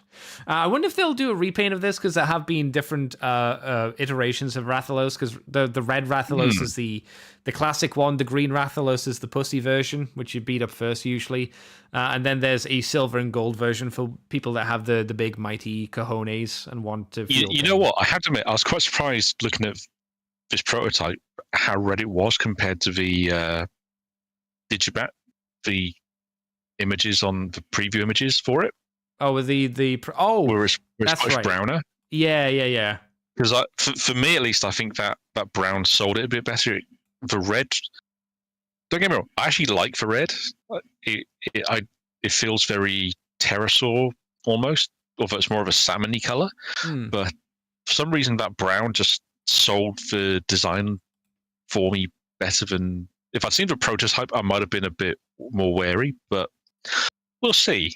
I can't think which is the truer color. I'm wondering if the Digibash might be truer to Rathalos, but I'm not sure. It's been a bit of time since I played World and Rise. Yeah, I'm guessing they've got a fair bit of flexibility in the colors. If they decided to up the red hue to make it more Optimus Prime, potentially as well.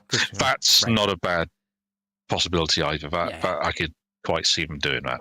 So. Or they could say, oh, well, it's meant to be Rathalos from this game where he is more red. So they can fudge around with it and say, whatever, to make people happy, I suppose.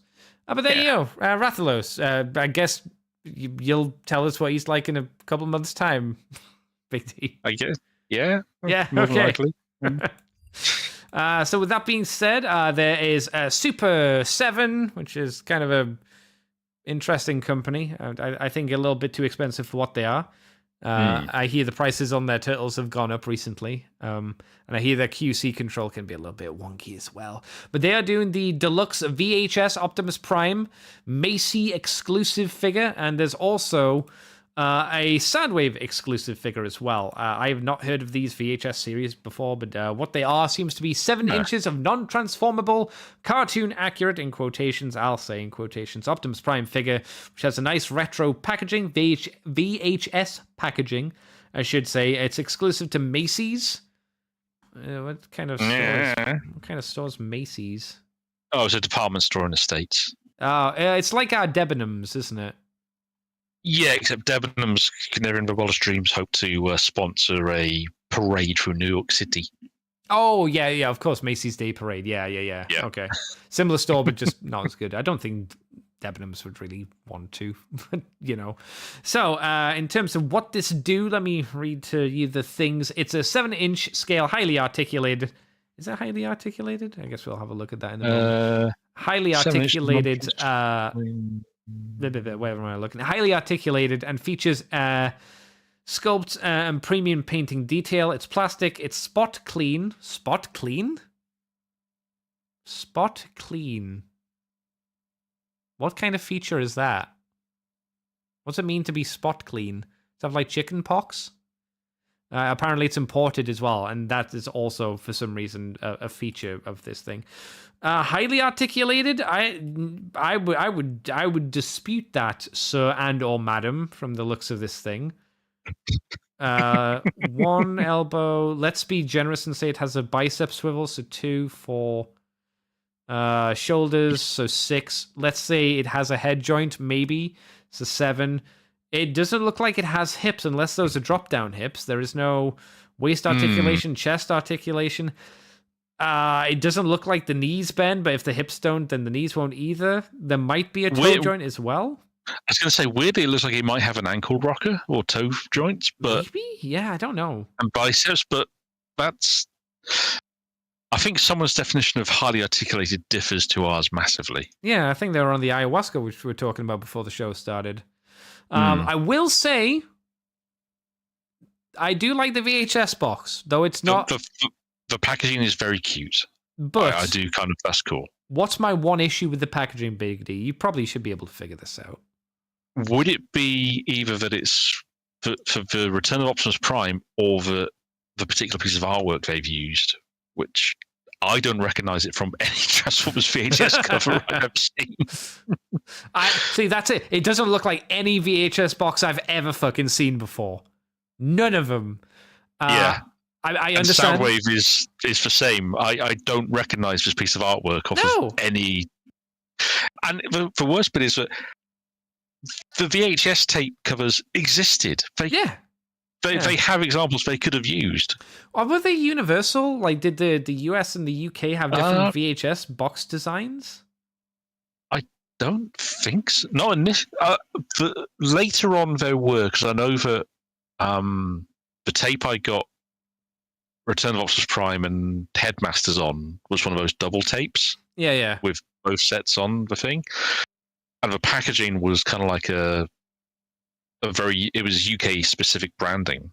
So I think it was Woolworths specific, in fact. Oh, the classic. What a good store. Yeah. But the early tapes, because I remember my copy of More Than Meets the Eye 1, 2, and 3. I remember when we moved overseas for a bit, I remember seeing other Transformers tapes that had the same style of packaging. Different.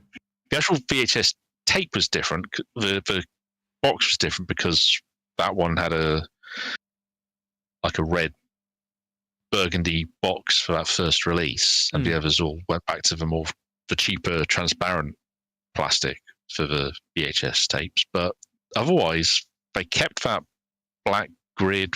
I mean, basically for what they've got on this packaging is is pretty much the original packaging style. But they've gone for an off-brand piece of artwork, which I just don't understand. Yeah, I don't recognize it. It seems like on the Soundwave image, we can see that the legs do seem to have some hip joints, but it looks like they just splay outwards. And it looks like he does have a bend in the knee, and it looks like the feet are on probably a ball joint. I thought it's worth mentioning that as well. But again, that's a good point. Yeah, that sells it a bit better. No, not really. I thought I should mention it because it would be unfair of us not to say it.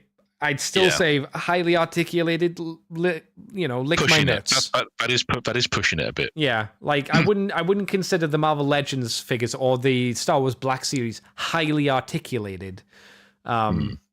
And they're more articulated than this is, clearly. So, I've just realized as well, Soundwave doesn't come with his blaster, and Laserbeak is just the tape. He doesn't transform to a bird. I don't think his chest opens either. Yeah, I was going to say, do we assume the chest opens? I don't know. It doesn't look like it. I don't think it does. That's a completely useless accessory. His chest might open. That we might just not know about it. It could do it. I'd be shocked if it did. Yes, it could. Yeah, I'm putting it there just to leave us open, just in case it does. I like the idea of the box. I think the box is cute. I think it's kind of a packaging idea. Hasbro should steal that idea and make the UK box arts that at least me and you remember. Please God, yes. Yeah. I don't think these are decent figures that are worth anything, really. I think the blockies have more value than this. And sadly, Super 7's track record is... it's wonky. Yeah. They use vinyl, and I hear vinyl is a nice plastic, but like I said, QC breakages on all of their stuff. Transformers, Turtles, Thundercats, it's all over the place, and pricing on these things are way too high for what Super 7 usually poop out, unfortunately. And it's kind of weird that Prime's a Macy's exclusive and Soundwave's an Amazon exclusive. Yeah. Where's Megatron going to go? Or Starscream? I don't know. Yeah. It's just so... I get doing Prime, and I kind of get Soundwave because he's probably the most recognizable. If you ask them to name Decepticon, it'll be Megatron, Soundwave, or Starscream. Let's be honest. Well, they'd say the one that's a gun, the one that's Optimus Prime, because they'll know him. The one with the cool voice. Yeah. The one with the cool voice, or they'd say the cassette player. They might remember he's a cassette player. I think you're right, though. They probably remember the voice more so than even that. Yeah. Well, but there you go. If you want Yeah. one of these, they're coming. I'm not sure they're worth it, but again, Hasbro steal the Knock packaging yourself out. idea. That's the only thing I'd say you get Yeah. out of this, really. There's also a little random thing, which maybe Big D can visit in the future. Official permanent standalone Transformer store is coming to the UK via Battersea, which I assume does fish, Power Station Shopping Centre. What the fuck is even that? You've never seen Battersea Power Station? No. It's for Tate Modern. No, where is that? It's in London, so all that's right, why yeah, I get why you. it. All right, Battersea Power Station used to be the main power station for London Oh, okay. back in the day. They decommissioned it. It's on, I think, the South Bank of the Thames, and it was part of one of this big regeneration in the late 90s, early 2000s. Oh. So there was a museum in there, the Tate Modern Art Gallery. And I apparently, according to this, it's also a shopping centre now, Did you know I that? was not aware. I didn't know that. Okay. I've never actually been there myself, but I quite fancy paying a visit at some point to see what this is like. Well, it looks very highfalutin looking at the shop lists. Yeah. Very high. I wouldn't go to this place. Oh, there's one store I recognize. There's Marks and Spencer's Food Hall. There you go. So it is highfalutin. I challenge the use of the word permanent in the description, because if it's something they intend to stay open long term, brilliant. But going off of track record for these things historically, this feels like it might be more of a pop up shop than anything. But I'll give it benefit out. If I get a chance to pop down to London, I would like to pop in and see what it's like. Transformers as a brand, I don't think is strong enough to support its own store for a long period of time. It's just not. It might have been able to do it like 2008, 2009, at the height of the movie hype. Not now. Not now. I think you're more right. It's going to throw it up there for a bit, and then it's going to be gone. So the details read for this. Event merchandising in partnership with Hasbro is bringing the world's first standalone store, Transformers store. I thought there was one in was it Korea? They have the restaurant? I think... Or China? Possibly, because I know there's something, I think, attached to one of the rides. Yeah. Anyway. But I think their get around might be because they're attached to something else. Yeah, so this is standalone, so this one technically is the first. It's coming to the Battersea Power Station this November. Oh, this is close. Opening in time for Transformers 40th anniversary. The store is a must-visit for fans, unless you don't want to go to fucking London, because why would you? Offering hands-on experience with the iconic characters, loved by millions. You'll find a wide range of the hottest Transformer products. We'll see. We'll see if they actually have the products in stock. Products, films, comics, toys, and more, all in one place, with designated areas showcasing the vast Transformers universe. What does that mean? This store is set to become a top destination for Transformers fans in the UK. A striking graffiti mural by Murra Walls, I don't know what that is, featuring the Transformers alongside Battersea Power Station, their favorite place to visit, will greet visitors, and there will be an exclusive limited edition Skybound Entertainment award-winning Transformers comics as well. So there's going to be an exclusive cover. Not a special, unique comic, just a comic cover. I'd like how they had to... it does say limited edition cover. They just had to fluff it up with every award-winning comic series. Okay, this immense experience dives into 40 years of Transformers history with nostalgia and unique features for all fans if you have the money. So that should be interesting. I'll be interested to see when they say featuring stuff, Transformers stuff, whether it's just Hasbro stuff or if they'll have Takara Tomy stuff in there as well. Well, that's one of the things I've seen some folks discussing as well. Yeah. What product it will carry. I mean, I'd like it if it was something akin to the Gundam base store in Japan for Gundam, where Oh yeah. they get where they have like a lot of the premium Bandai. Not so much for stuff that's exclusive to a Gundam base, but they carry stuff you couldn't find in a normal shop. Yeah. Not even a dedicated like from Planet and stuff like that. So that'd be interesting. But there is a tad bit of concern that it might be more just stuff that they can't sell in most places, and you know, a lot of the more tie-in related nonsense. Yeah, that's. I dread going in there and seeing just a wall of Funko Pops. Hey, maybe they'll have G1 Dinobots in there that they found in the back of the factory. I doubt it, but that'd be kind of fun.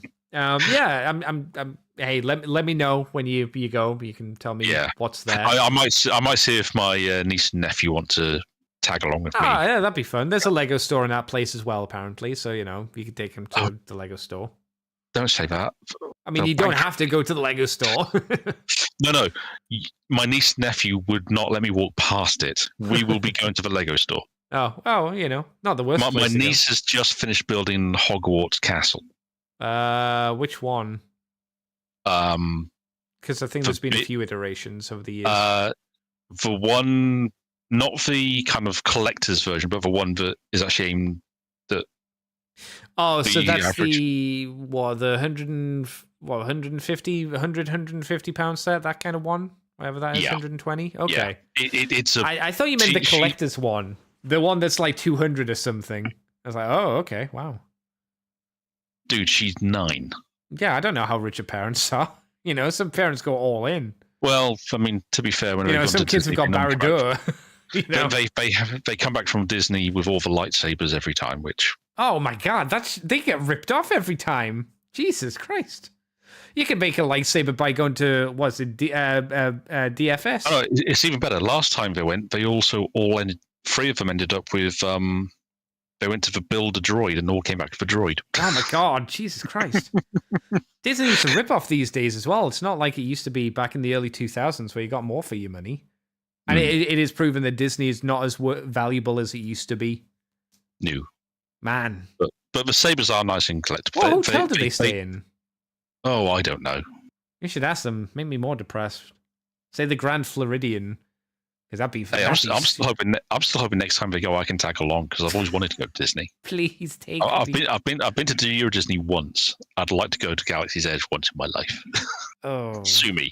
It doesn't. No, it looks like the worst of the extensions that they've done. It was done during the Bob Iger era, the more recent era. So it's not. Man, I will say there's a lot of walking involved. It's hard going.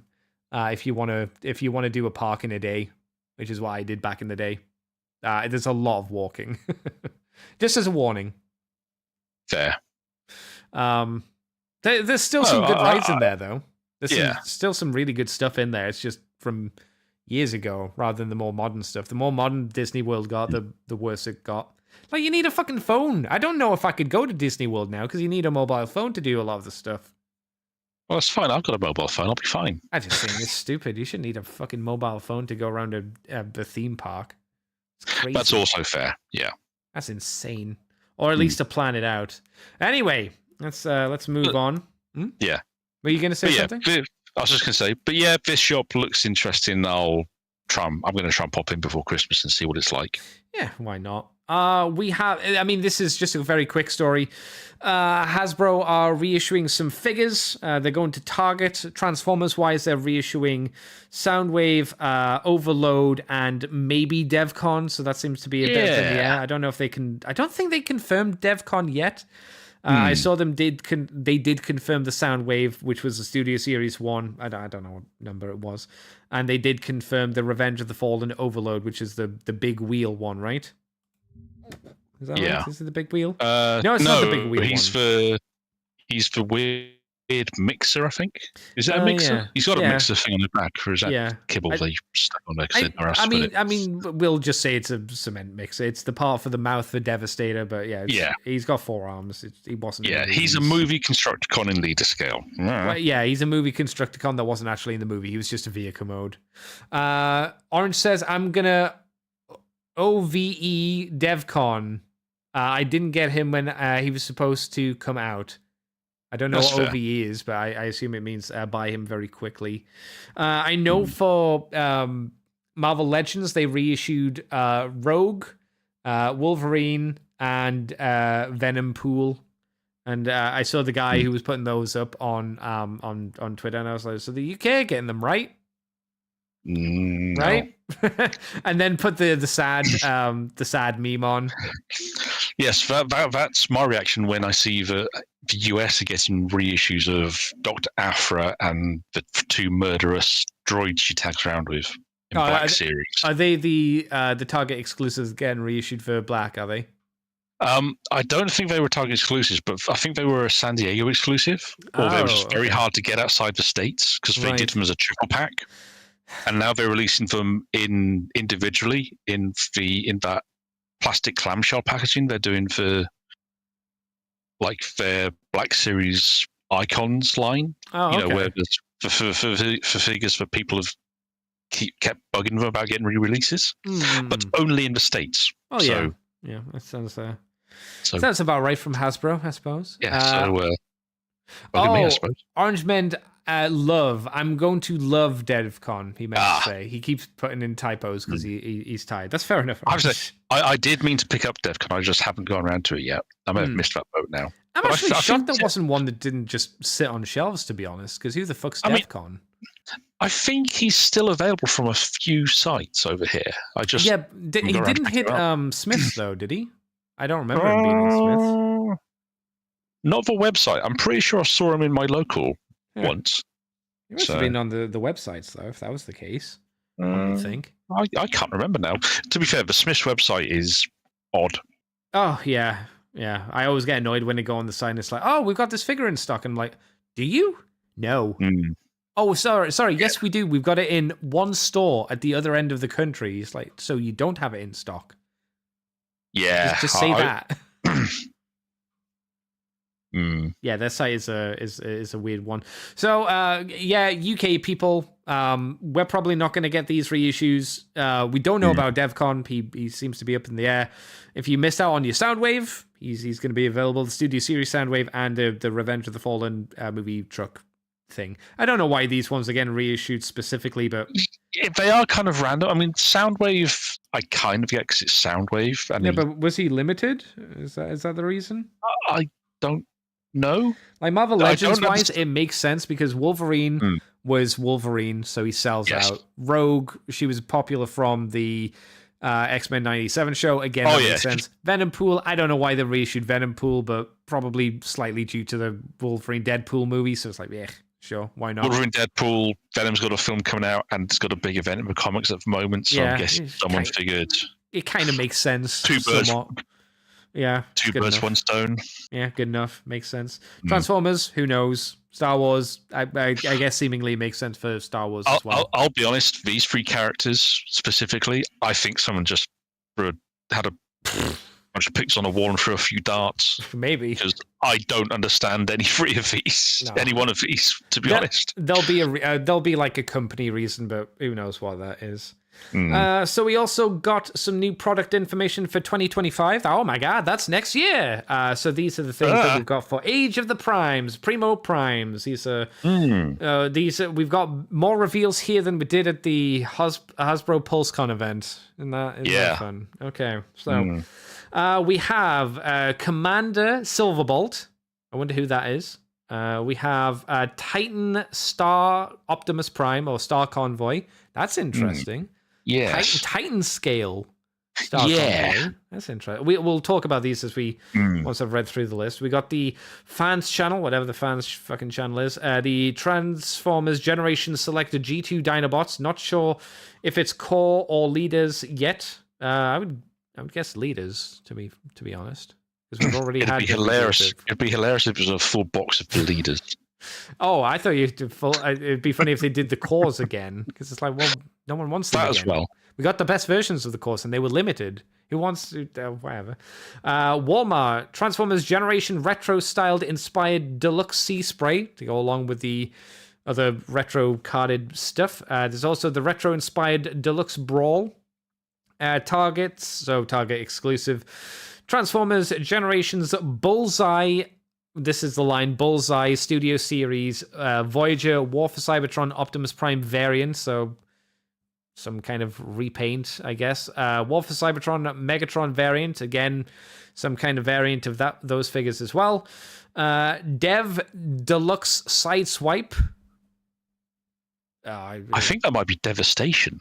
I guess. Maybe. And then Dev DLX Wheeljack. So, cynical Andy would say that they're just going to be repaints of the Earthrise ones and just put them in like a cell-shaded art style. You know? That sounds about right to me, to be honest. Could be wrong. Orange says, I'm guessing leaders since the last capsules was four leader priced figures. Oh, well, there you go. Yeah, that would make sense. The retro inspired ones are the deluxe modern molds for sure. Yeah, no doubt about that. So, it's interesting that we. Well, I was going to say Brawn. Kind of interesting because I'm assuming that's just going to be the Studio Series figure on different packaging. Maybe. Well, aren't these ones the old school figures because it says retro or retro inspired? So isn't it just like the G1 toys but then like tweaked? But it also says deluxe. Yeah. Okay. I don't know. Yeah. I mean, it's possible if it was like the missing link figures, maybe. But I can't see them doing enough C-Spray and Brawn. I think it's more like this is going to be repaints of Brawn's existing figure and C-Spray we know is coming. Whether this is how he gets released initially or if it's a repaint later in the year after the mainline release. Yeah. Who knows? G2 Dinobots was obviously coming down at some point, but it's just whether it's going to be the cause of the leaders. But, yeah, I think it's going to be the leaders, to be fair. I don't think that's really in question. I mean, because we got G2 Grimlock, a G2 Grimlock. That's what I was thinking, because they could actually get away with putting Grimlock in there as well, just by doing the other G2 color scheme. Yeah, the lame one, the blue one. Yeah, they could do it. Yeah, I could see that. I mean, it'd be a hell of a flex to see a 5-pack of leaders. Jesus, how much would that cost? I know, right? Just imagine the box when it arrives, because they weren't exactly... They were big. Yeah, and big. All 5 of them filled the boxes out quite handsomely. Yeah. I would assume they're not going to sell them as one singular box. I'm sure they'd have to be 4 separate ones, and they're just listing them as one thing at the moment. Maybe. Commander Silverball, I don't think that's a surprise. I think didn't we know that was coming already? We knew we'd heard rumors about aerial bots. I don't think it had been confirmed yet, but it's not unexpected, and I'm genuinely intrigued to see how he turns out, because although I didn't get him until he was on a deep discount, I do like Motormaster. Yeah. For the most part. I think that the trailer was... There's things about it I don't like, so there's a reason that Upgrade Kits have been doing a nice run for Motormaster and Menasor. But Motormaster himself, I think, is actually a really nice figure. Yeah, I think he's good. And the combined Menasor, even without upgrades, if you ignore the bits of the trailer they tried to get away with using as a cannon, the rest of it is actually quite nice as is.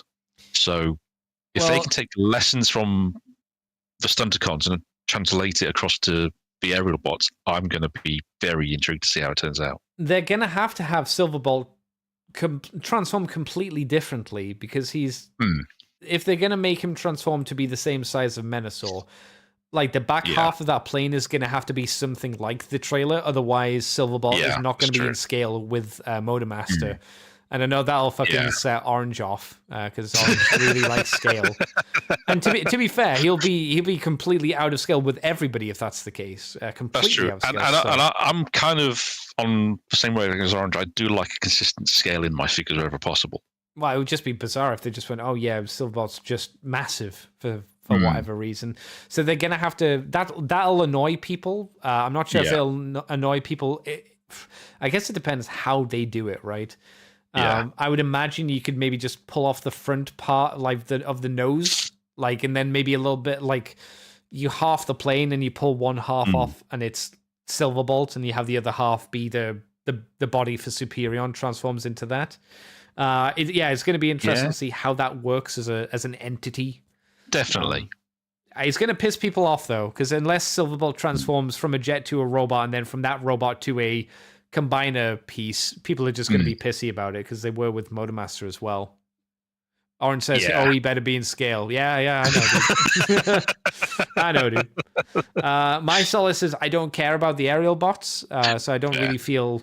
Yeah. Well, the aerial bots will have to be better than the Stunticons because there's no jets that they can just pawn off like they did with the Stunticons, who were mostly just slight retools of Combiner Wars figures. And some people say much worse versions of the Combiner Wars figures, which I can see where they're coming from. Some of them, yes. Some of them, no. At least two of them. Yeah. Actually, you could say at least two molds to three of them. The only one that was a unique figure was Dragstrip, and he was the best one of the four of them. That's true. So, and then we got the Star Convoy being the Titan. A Titan. Yeah, that's how's that work? I don't know what they do for that. I hope they don't give him Star Convoy's base mode, because base mode is the worst base mode of a Transformer ever. Yeah. Thing. I mean,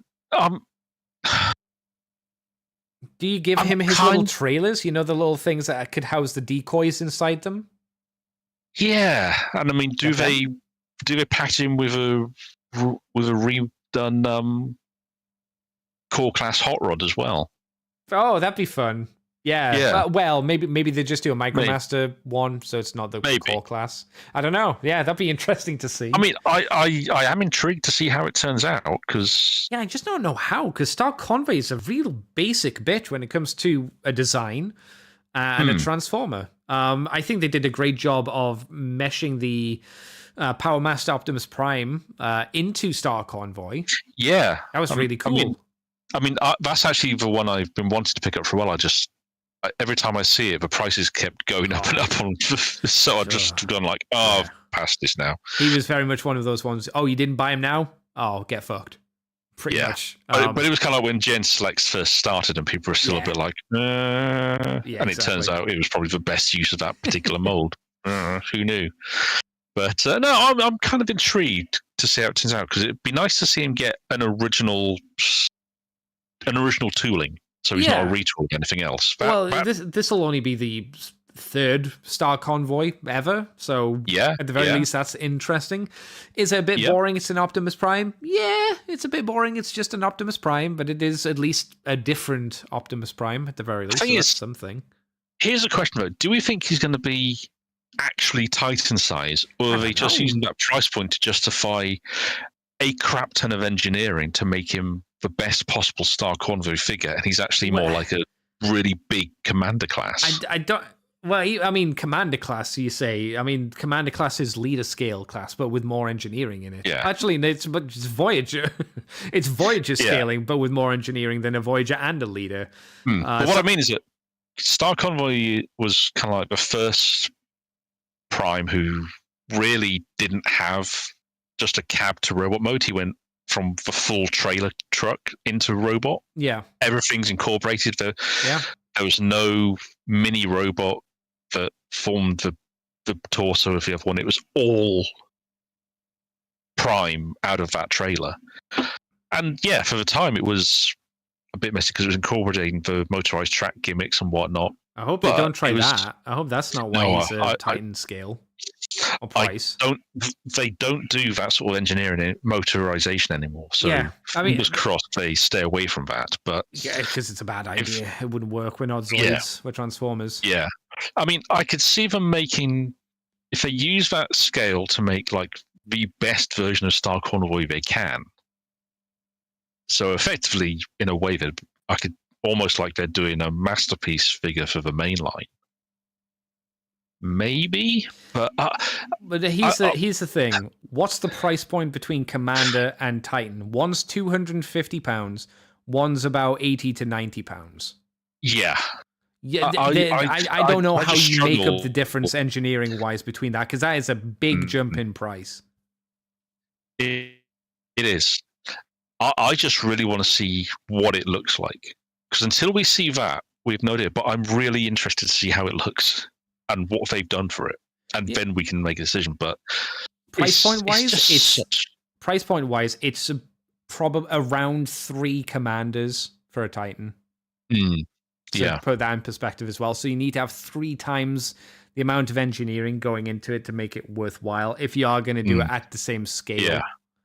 So I don't know how. Again, like you say, I struggle to see them being able to charge, the full end commander price point for it. You mean Titan price point? Titan price point, yeah. So like the 220 that Tidal Wave goes for as RRP. I could kind of see if he was at like the 150 mark, maybe. But we haven't seen Titans fluctuate like that. We've only seen them fluctuate upwards in price, not downwards. I know. But I struggle seeing an Optimus Prime that's the size of a Titan. Same, yeah. I don't, like I say, this is why I keep saying I don't know how they do it. Unless they throw in a load of other Transformers into it as well. So you're not just buying Star Convoy, you're buying something else with it. Like you say, maybe a Deluxe of Voyager Hot Rod goes with it. Maybe Sky Gary goes with it. I don't know. Because I don't think you could sell Sky Gary on his own. Because who's the fuck Sky Gary? Yeah. I don't know. That's weird. Here's a cute idea. They bill it as Titan class Star Convoy, and it's actually Star Convoy and an all-new version of Super Megatron. Yeah, that'd be all right as well. Or they just do a re-release of Super Megatron as part of this box, because the existing Super Megas is actually a really nice figure. If they I wouldn't want to spend that much on a reissue of an old figure, though. To be fair, that's fair as well. I get where you're coming from. I wouldn't be against if they decided to make Titan class, like if they wanted to do big powered convoy and have those 3 as a Titan scale price point, because then you get 3 figures. I'd be like, oh, okay, that could work as well. Orange says, read my text, Andy. Okay, calm down. Orange says, if Star Convoy was in scale, he'd be 4 foot tall. Him being a Titan is scaling him down. Oh, really? So I guess he might just be fucking huge. I kind of didn't realize that. I don't know. There you go. So he might just be fucking huge, which is less interesting, to be honest. If he's just a big Optimus Prime, it's like, all right. Fair enough. I guess, like I say, this is just something we'll have to wait and see. We'll wait and see him whenever he comes out in the future. And the last bit of news for today is Bumper Robinson's going to be going to TFCon Baltimore in November. So if you want to go and see him, he was obviously in Transformers Animated as a couple of Transformer people. You want to go down and see him, you can do. Have a good old time in Baltimore. I don't know what there is to do in Baltimore, but, there's probably something. So that's all the news for the week. So Big D, what have you been up to this week? What have you done for fun, son? Not too much. I had my upgrade kits for Dinobots come through. I ordered all the Dinobots? Matrix... The Studio Series ones. Okay. I ordered all the Matrix Workshop weapons I was missing. So I already had slugs. So I got the rest of the teams. And yeah, they look really nice with all the gear. Yeah. Yeah, I'm happy with that. Got a Grimlock of his crown and the Slash he's perched on his shoulder, because I like how she looks like that. I've given her the weapons from the Power of Primes. Oh, Dinobots. All right, yeah. Part of me really wants to now to try and track down the Power Core Combiners Dinobot just to add to the mix. Oh no! Just for cuteness' sake. I can't remember if the last time I was on I'd had. Let's see. I've had through Vector Prime and Ferrac, who. For figures who are basically just grey plastic, they look far nicer than they should do. But my only issue with Vector Prime is that I do want a kit to get one of the upgrade kits, so it gives you stuff to plug into the legs, because where they've removed the tail fins from Jahaxis, they've not filled in that they've left the connection point for the clips to go into the wings, to the little winglets. But I've seen a few folks who've done upgrade kits to give you bits that snap on there, so I might get one of those. Ferrac is a fun use of Cyclonus mod. Again, both figures in great, shouldn't look as good as they do. Treated myself a bit on In Demand. Oh no! So, Well, with the end of year sale closing or something, or just in general? So I picked up Magnius and what's the helicopter? Shard, the first two rock guys, the helicopter and the car, which are actually a lot of fun. I kind of want to see. I hope they do a reshell of Shard into a non-rock covered helicopter, because it's a fun robot in both modes. And I got Leader Sandstorm because they're about half price. So, and again, I like what they've done with him. Not sure I'd have paid full whack, but for what I paid, I'm more than happy. Okay. Yeah, and I like the head. I like his toy head sculpt. So I've never had a Sandstorm. Well, I've only ever had two Sandstorms, but the old Thrilling 31, and now this one. And I think they do nicely to fill different parts of my collection. So okay. Yeah. Otherwise it's just been building miniatures, because I've been trying to get through my backlog. Well, Simon Tang sends us a request. He says, "Hi, Andy. Can you look at this toy and give me your thoughts?" Well, you can have your fucking thoughts on this as well, Big D. I'll send you the story through Discord. Have you got it? Let's have a look. Oh, I think I've seen this. Yeah. So this is the Toy Alliance AAG, or AG, if you would, 01. Arc Core Brave versus Troll Armor Thunder Knight Killian type deluxe set. It's one of those. Yeah, he turns games. Into a castle. Yeah, so if you didn't know, this is a giant mecha. How big is it? It doesn't say how big it is. It's a giant mecha that turns into a catapult and minor castle as well, like a tower, and also a ballista. Also comes with a base and teeny soldier men. The design, I'm trying to think what the design's similar to. It's kind of similar to the Gundam Knight from the Dynasty, not from the Dynasty. No, yeah, from the Musha Gundam series, the Gundam Knight. It looks really fucking cool. I'll be honest. It does. It's fun. I dig that. The aesthetic of like it turning into, I don't like it without the helmet mask on. Have you seen it without the helmet mask on? I haven't.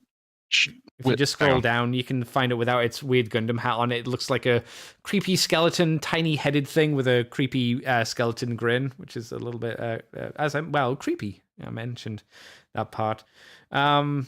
Yeah, I think this idea looks really neat. I might have to look on YouTube to see like if there are any reviews of this. Are there any reviews of this online, Simon, or is this like a thing that's coming out, or are there things that are like out already from this company? Because I could see myself grabbing one of these just out of the pure like interest. Yeah. I'm get. Oh, yeah. You're right. The helmet needs to stay on. Yeah, it's creepy, right? Yeah, that's. Yeah, face that only a mum could love. A mum that likes ugly children. But it is fun that you turn into a tower and a catapult. And a that's ballista. Adorable. You get like 3 things, and you get the little tiny men too. So you get it seems like you get a decent nick in here.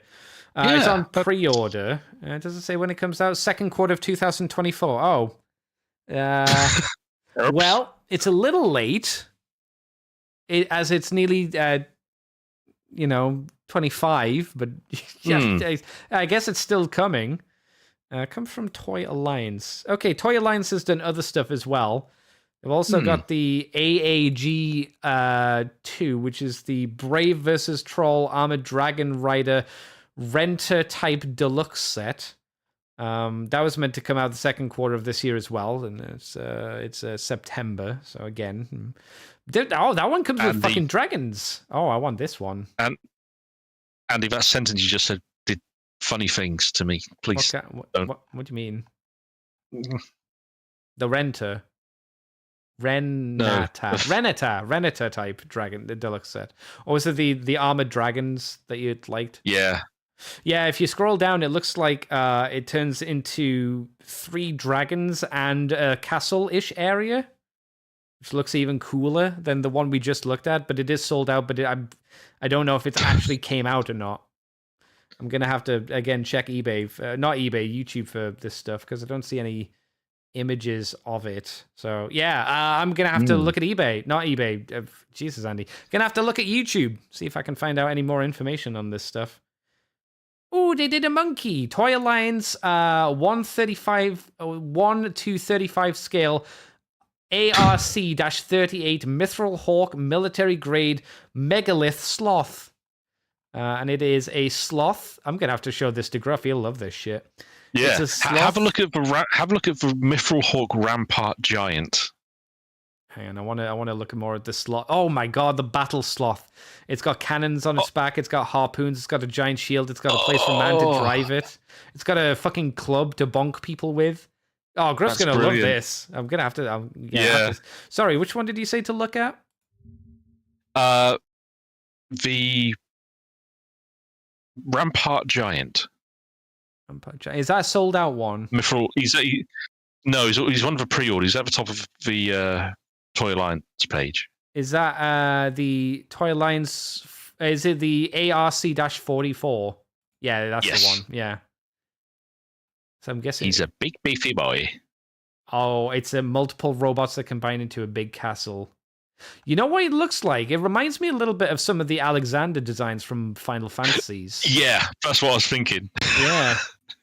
Oh, so he turns into a gate. There's a gate. There's a big robot with shoulder cannons, and there's another smaller robot as well. Oh, and it just turns into a big fucking wall. 3 big sets of walls. Yeah. All right. Well, I think, yeah, because you can get more of them and just stick them together to form a fortress wall, which is kind of hilarious. Yeah. It's like Attack on Titan, but with mechs. Oh, this is pretty cool. Oh. Yeah, this line's really interesting. I don't know what are any of them out?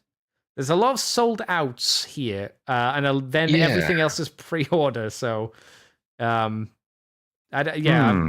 they're sold out, then theoretically they have to be out in some way or another. The Ursus Guard Berserker armor. He rides a giant mecha wolf that turns into a mecha dragster. Is that a sold out one? Was that a pre-order one? Yes, it is. Sold out. Whereabouts what did you say it was, sorry? It's the ARC-14. Ursus Guard FA Berserker armor. Oh, I think I've seen a toy review for this one. Oh, and there's color variants as well. Yeah, I remember people talking about these because they were like they're space marines, like the normal men with space marines. This is a different line from the stuff that we were looking at. But yeah, I remember seeing a video on this thing. I didn't realize it was. I didn't realize it was a different line. Yeah, this one is the ARC line, and the more medieval one is the. I guess that one's the AAG line, except some of the medieval stuff is also classed as the ARC line. Well, it'll come as no surprise, but this appeals to the Space Wolf player in me deeply. Especially the picture of the wolf kind of at heel and the rider blowing a bloody war horn stood on his back. Simon Tang says, Pure have some reviews of this. I have this. The castle is newer. Oh, okay. Well, it doesn't look like they're easy for me to get as it looks like most of this stuff sold out, unfortunately. They look like these look like they're perishly dangerous to our bank balances. Potentially, yeah. Yeah, so thank you for letting me know about this, Simon. And also fuck you, I suppose, at the same time. So what have I been up to? In good news this week, I finally got Magmatron. Like almost 3 months after I ordered him, he finally came through. Huzzah. Yeah, he's pretty good. He's not perfect. I don't know why they insisted of giving him the fucking wonky, bendy plastic sword. That was absolutely that was a choice. Yeah, and a bad one. I don't know about you, but I the first time I transformed him in and tried to put together the Carnodon. Which one's that? That's the T-Rex looking dude. Oh, that one. Okay. Yeah, there's a motion you have to do to get the hips into place, or to fit one of the pieces in to form the belly of the beast. The sword hilt, right? Where you got to plug in his penis and then it kind of flips around his groin area into his chest. That bit. Yeah, there's a way you have to do that, and it took me like 20 minutes to work out the right way to do it because the instructions aren't brilliant, and I got scared at several points. So I thought I was pressing too hard. Yeah, and it's also one of those things that I don't know if you found this as well. When you like moving the hips on that figure, sometimes that piece can unplug itself. Yeah. Those are the big issues I have with it. Like that's not a fun but overall, I'm genuinely quite impressed with the figure because it's what I'd expect as a commander. Yeah. Overall, it does what I'd want. There's a nice heft to it as well. Yeah. It's heavy in a way that I haven't felt a Transformer in a while. Yeah. It does have the issue of like, and it's more of a problem with the design, and it clatters into itself constantly in robot mode. Yes. But that can't be helped. It's how the design is. Like he can't really turn his head too much because of the pterodactyl wings. You can move them out the way, but it is a faffy experience. The creature shield. The plesiosaur neck gets stuck because of how the neck bends around to sit on the shoulder. The shield is hilariously unwieldy. I see the neck isn't too bad. It's just fiddly to get it into the right angle. I find once it's in and it's pegged in, it's fine. But it's faffy because it's they're not obviously on ball joints; they're on disc joints. So you can only turn them one direction, then you have to swivel them on the mushroom pegs so that they can all flow together. Just like, okay, it's a bit fiddly. I don't know about you, but the water creatures, you know how it pegs into the back with these two like plates, and they go into two slots. I wish they clicked into place because it clicks into place when you plug it into the chest. And you plug the, I guess the shoulder part, and you plug that into the chest. They click nicely into position, but these two other pegs don't. They're more frictiony, and I kind of wish they were more solid. It's not a big issue. I get that, yeah. And I wish I'll just say T-Rex. I know it's not T-Rex. Mikey's not here, so I don't give a fuck. I wish the T-Rex's mouth opened up more. Yeah, that's been one thing consistently I've seen a lot of folks point out that they would like that mouth to have opened a bit more. And I don't understand why it doesn't, to be honest. It must be the way that the throat's been designed, because you know how it kind of flips up inside of it? Maybe that's I think that might be it. But it's a shame, because overall it is... I mean, it's Magmatron in the year 2024. And he is better than the original one. I have the original one, and the original one has articulation, but it cannot use it. This one has articulation, and it can mostly use it. So it is an increase. You can get some nice posts out of him, to be fair. There are still joints in there that don't really work. Like the waist joint, it works, but again... It's nice, it's fair. But it doesn't really work at the same time. You need to do a lot of fiddling to get it to work. Yeah. It is an interesting figure. I don't think they could have done... The only way you could have done better with him is you'd have to completely redesign him and have him not transform the way that he transforms. Yeah, and unfortunately, that's not how Hasbro are doing things at the moment. No. But as a modern interpretation of Magmatron, basically taking everything from the original and giving it that 2024 polish. Yeah, it's good. I don't think we could have gotten much better. In fact... No, without it being a HasLab, to be honest. Yeah, I think we could have ended up with something a lot worse, to be honest. Yeah. So...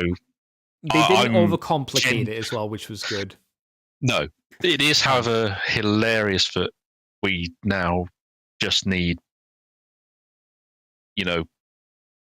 Galvatron from the Beast Wars line to have all the main leaders. No, we don't have Big Convoy. Oh, that's right. We need Big Convoy as well. Yeah. So we have the hero and antagonist from 2 separate Japanese Beast Wars shows. Yeah, But we don't have their counterparts. I don't know. I don't know why they decided to split it up like that, but they did for whatever reason. I don't know. I suspect Magmatron got the nod first purely because he had that role in the Beast Wars comics, which gave him a bit more of a presence in the West. Oh, I'd be surprised if that was the reason why they bumped him up. It probably wasn't the only reason, but I suspect it was probably a factor because maybe Beast Wars Galvatron. Let's be honest here. How many of us are aware of him? Well, what do you mean us? Because I think everybody listening to the show is probably aware of him. All right, that's fair. I mean, I hadn't actually seen a picture of him until about 14 years ago. That's a long time ago. That's a child. That's a whole child to 14-year-old. Yeah. That's a while. I mean, you could say that about Magmatron as well. Like, kids don't generally read comics, so that you can't really use IDW's Beast Wars as a thing. So the kids wouldn't know who the fuck it was. Yeah. So it is just a thing for the fans, which is what Legacy really is, to be honest. So I mean, that's when Magmatron gives me great hope for how Big Convoy ends up. Yeah, it would be really unwise to do Big Convoy as a Voyager. That would be a really bad move to do that. They could do, but it would be stupid. But I'm sure if you want to keep him in scale, you'd have to do him as the commander. I just don't know when they do him, because if we're getting like Silverbolt in the not too distant future, when are we going to have time to slap in a Big Convoy? I wonder. Maybe they'll make him leader. The line. No, maybe they'll make him a leader class. No, because you got to do so much shit with his panels and stuff, and you want to like try and smooth them out as much as possible. You'd like him to be as little panely as possible, and I think you need. Yeah. You might be able to get away with cheapening out and kind of forcing him into a leader role, but I think if you put him at commander scale, you could have him the same size, because you want him similar size to Magmatron, because I'm pretty sure they're similar scale in the show. Orange will know this, Orange being the height person that he be. And already, like, leaders aren't Magmatron scale, generally speaking. That's true, yeah. So I think he'd probably have to be commander.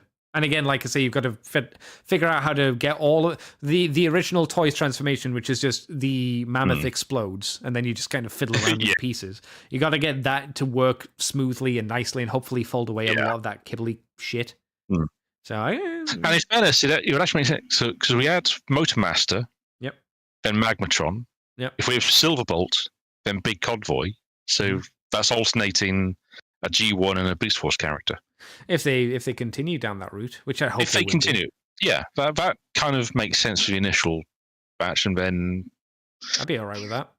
It's just, I guess, how does it connect to their quote unquote themed storyline for whatever they want to say the Age of the Primes is going to be? Because let's be fair, Silverbolt doesn't fit into that shit. No, this is Big Convoy though fits in quite nicely to an Age of the Primes. It would fit in better. Yeah, it would make more sense to do that. Orange says Big Convoy might be a lot simpler than the old toy. His anime model wasn't too panely. Yeah, that's what I was thinking. And I don't know. It depends how you do him. Again, a leader would not be the same size as Commander Magmatron. Yeah. That's the big thing. So, yeah, did I get up to anything else? I get anything? Got Space Marine 2. I've been playing Space Marine 2 recently. That's a fun game. I could do with a more powerful PC to get it to run really good, but it runs enough, mostly. I was going to say, I'm sorry, can you run Space Marine 2? Barely, yeah. That's better than I could do at this point, yeah. So... Yeah. I'd hope so, because my PC is better than yours, so I'd be a bit annoyed if yours could and mine couldn't. That would be baffling. Although, I tell you what I did reinstall this week. Dawn of War 1 and 2. Because they just updated both of them to anniversary editions. So what does that actually do? Because as far as I can tell, it just means they're selling them as a bundle now. Well, the DLCs are all incorporated. So, like you say... The expansions. Well, they originally... You still had to download the expansion separately. Yeah. For the most part, you don't have. it's not entirely smooth because Dawn of War 2, you still have to download Retribution separately, but Yeah, it's the same game. Chaos Rising is incorporated into the game, into the base game itself. All right. Now, I hadn't played it in a while, so I'm not sure how recent this is, but I think they've integrated widescreen support for both games, which I don't remember seeing before, but I think it may have been a more recent edition, but it's native to it now. But yeah, all the DLCs, just I think given both a little bit of a polish, nothing crazy, nothing game breaking. Well, nothing game expanding either, I suppose. But that's okay. No, but it's nice. I mean, it's got me thinking. I'd like to try and do a few runs of Dawn of War 2 standalone mode with some people because that could be fun. Okay, yeah, that was always a fun mode to mess around in. Yeah, it was okay. I wasn't a huge fan of standalone, but it was fine. It was fine. Yeah, I might load up some of the other campaigns, give those a whirl because I never did the Guard campaign in Retribution. You've done all of them then. They're pretty much all the same. I know, but I want to see what the characters do because the Guard one actually had a quite fun bunch of characters messing around. So I wasn't a big fan of Retribution. I thought it was a big step down from Chaos Storm, was it? Chaos Rising. Chaos Rising, yeah. As the narrative's just like, it's too generic. Every level is exactly the same. You just have the characters saying something slightly different, and it doesn't really pan out to anything desperately interesting. Fair enough. It felt more like a mod, more so than anything else. I enjoyed it enough, but I didn't love it. I think Chaos Rising was just much better. Mr. White says, everything is dangerous to our bank account balance. I mean, that's not true. And then Mr. White also says, better than most of our PCs at the moment. Walk softly and carry a big gun, in quotations. I always do. Did I get up to anything else? I don't think so. I can't think of anything of value. Just pottering around the house, sorting out the last of my window upgrades to my house, not to my PC. I don't want to upgrade to Windows 11. You can get fucked. I'll wait until the last possible moment until they kick down my doors before I install Windows 11. Thank you. I got my new driver's license, and I got probate sorted as well, which were my 2 bits of actual work extra work over my normal work that I had to do. So I got that done too. Excellent. Yay, boring stuff. I finally pulled my finger out my poo hole and did it. But that's it. Yeah, that's everything of value. I think I've covered everything else. Big D, where can people find you on the internet if you want them to? Well, if you must, I'm on all the social medias as myself, David Kelly. Look for the weird Welsh spelling and either this handsome icon, portrait, I should say, as illustrated by the good Grufflock himself, Mr. Nickel, or I've got a picture of Cup as my profile picture because I haven't updated everything yet. I'm a contributor to the UKAnime.net, which I need to get some stuff written for ASAP. And I'm one of the mods on the Fluff and Hammer Discord, where, along with Mr. White, I co-host our Fluff and Busters movie discussion, watch-along, commentary show. I've been doing some of the Fluff and Hammer shorts with Gruff, which has been very enjoyable. He's put a few of those out up on the main feed outside of Patreon now because they've gone beyond the time. And I also run our monthly watch along, which is coming up this weekend. In fact, we're doing Critters 2 and Van Helsing. Hey, Van Helsing. That was a fun film. Not a good film, but it's silly fun. It's fun. It's fun. Yeah. So yeah, that's me. And you can find me on hang on. Exelhead says, Andy, Soul Reaver remaster. Yeah, Soul Reaver remaster. Yeah. It's like pretty much the only thing the PlayStation event had where I was like, it's a game. It's a game that I might actually give a shit about. That was such a weird reveal show as well. It was mostly shite, to be honest. Most of them are. Most of the time, game reveal shows I hate. It's a lot of super duper AAA games which I have no intention of playing, and then really arty, pretentious indie games. Not fun indie games, just pretentious arty ones. But the Soul Reaver thing, I was like, hey, the new graphics look good. If they tweak the the controls to make it run a little bit smoother as well. I'll be okay with that. I will be annoyed that it won't be on PC. At least it won't be on PC for, probably a while. At least I would imagine, if ever. But yeah, the new graphics look really nice. Side by side of Raziel and old Raziel. Raziel's face was like 2 polygons. Yeah. It was 2 flat surfaces with a map over the top of it. A flat texture map. So it's nice to see him looking a bit smoother. I did think it was weird. Yeah. Like, Gruff sent me an image, and it was the end of the first... it was the end of the second game. It was a shot from the end of the second game. It's when he's going through the Seraphim keep, and he's just fighting off the Seraphim. And I was like, why would you... I mean, I know it's an old game, but why would you show that shot? That's weird. Whatever. Mr. White says, do not believe this man. I do not know him. Oh, he doesn't know you. No, I'm sorry. He's just saying that because of doing this, he's been going down. He's basically gotten involved in a new project, and it's made his Amazon Prime feed horrible.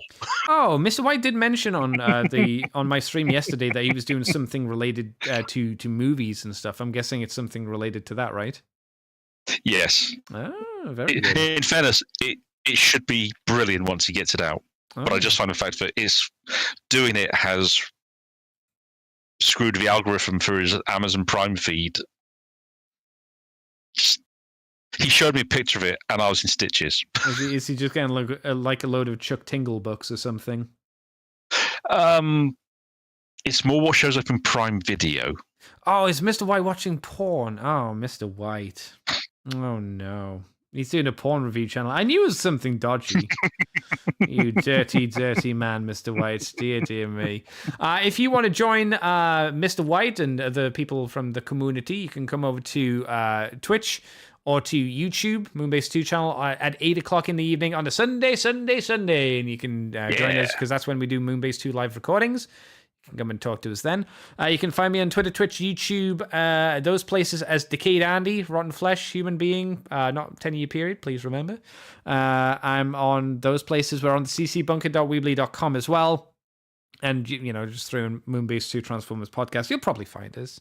us. Mr. White says it's worse than porn. Oh. I'm happy for you, I guess. Excel Hedge says, should have used the Dreamcast / PC build as the base instead of the PS1 source code. Oh, is that what they did? Yeah, I would have thought, the Dreamcast version was the better version.